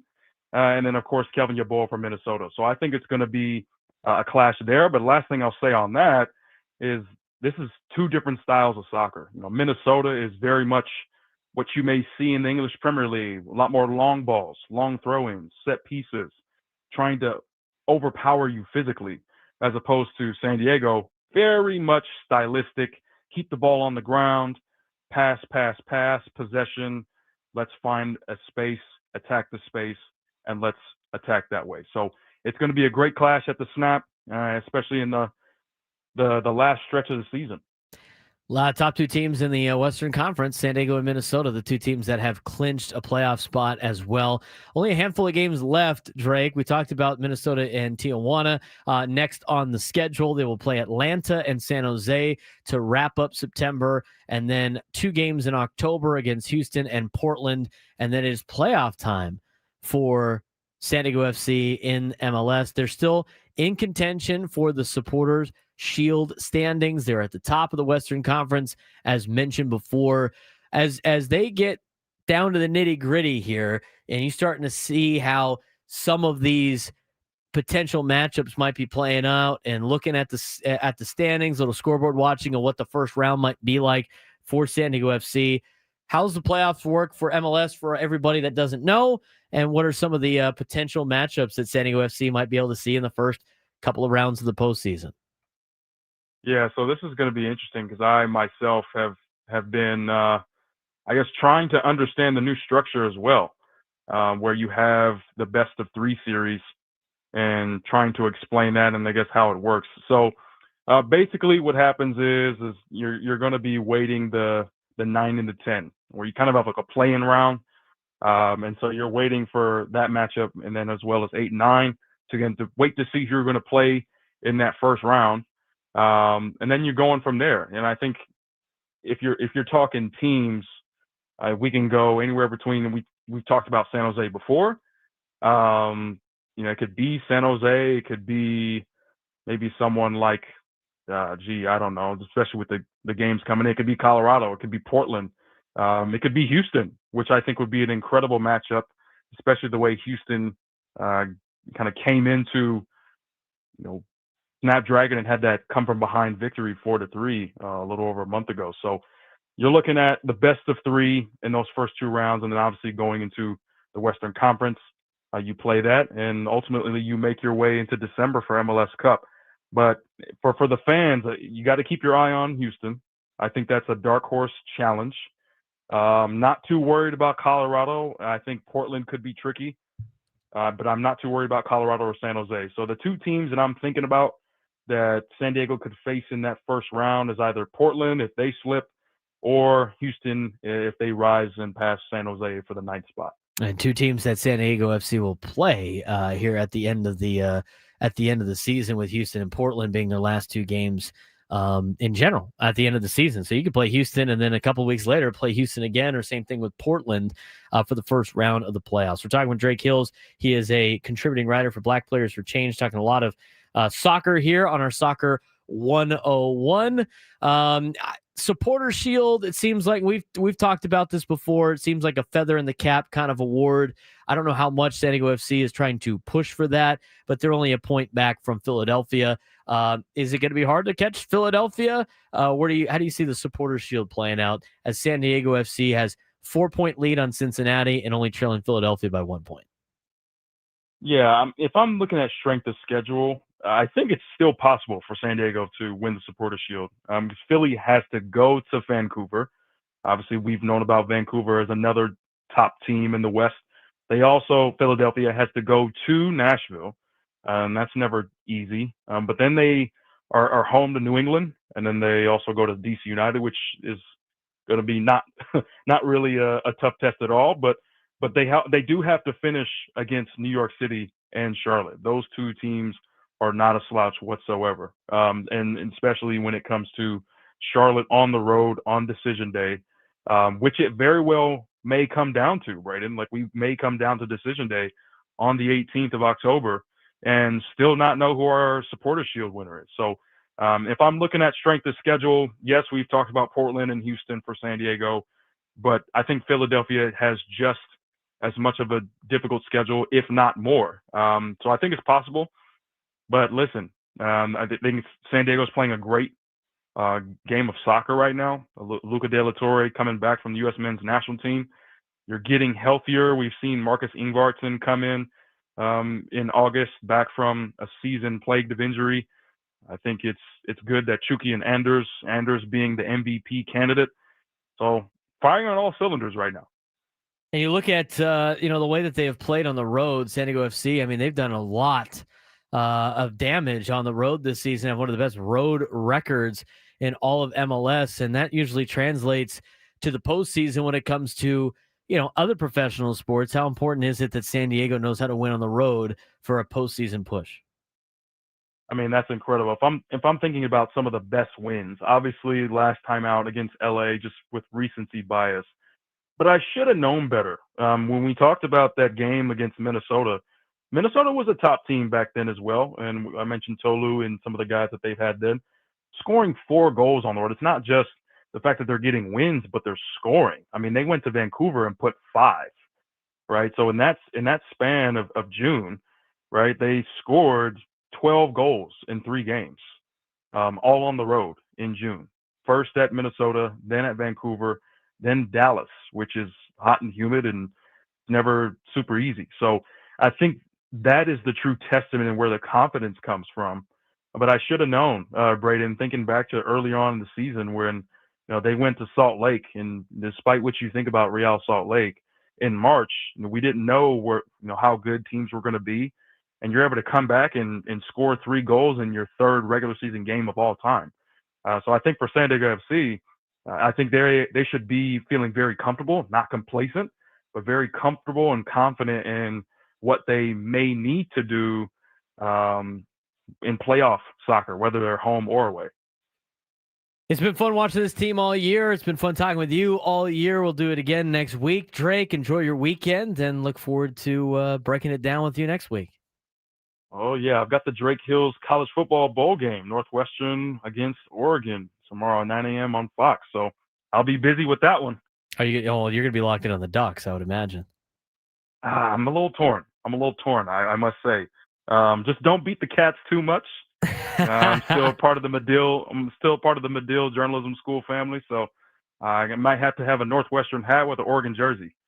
Oh, you could be one of those fans with the repping the both. House divided for himself, Drake Hills, tomorrow in the morning. We appreciate the time as always, Drake. Thanks again for joining us here on the Braden Surprenant Show.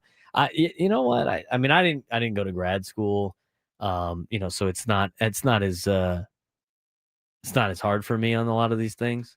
I mean, I obviously like Tennessee with my brother going there, but it's always going to be my school over the other schools. I don't know. I'm not as torn as a fan for TCU San Diego State or TCU Arizona or TCU Tennessee. Luckily, I don't have to really deal with that too many times. The one that's been difficult, though, Frank, has been when USD decides to schedule TCU. That's where it gets okay, thanks. Which they've done in baseball. I've had to do that twice now, wearing all the USD stuff and then going against TCU. That's been tough. Well, these things happen sometimes. That's right. You guys gotta schedule a game with Hofstrake in, because the one time that I believe it was USD, UCSD, and UCLA actually scheduled Hofstra out here, that was 2019, and I know that because that would have been my first chance to see them, and I had just moved to New York. There you go. That sucks. So maybe they'll do that in basketball. Basketball schedule's already out, though. Yeah. TCU's coming here for the Radies Children's. Should be fun. There you go. He's Frank Marchese. I'm Braden Surprenant. Everybody enjoy their weekends. We'll be talking with you again on Monday. Padres baseball, recapping the NFL, college football. Should be a fun time. I'm looking forward to it. Talk to you all on Monday.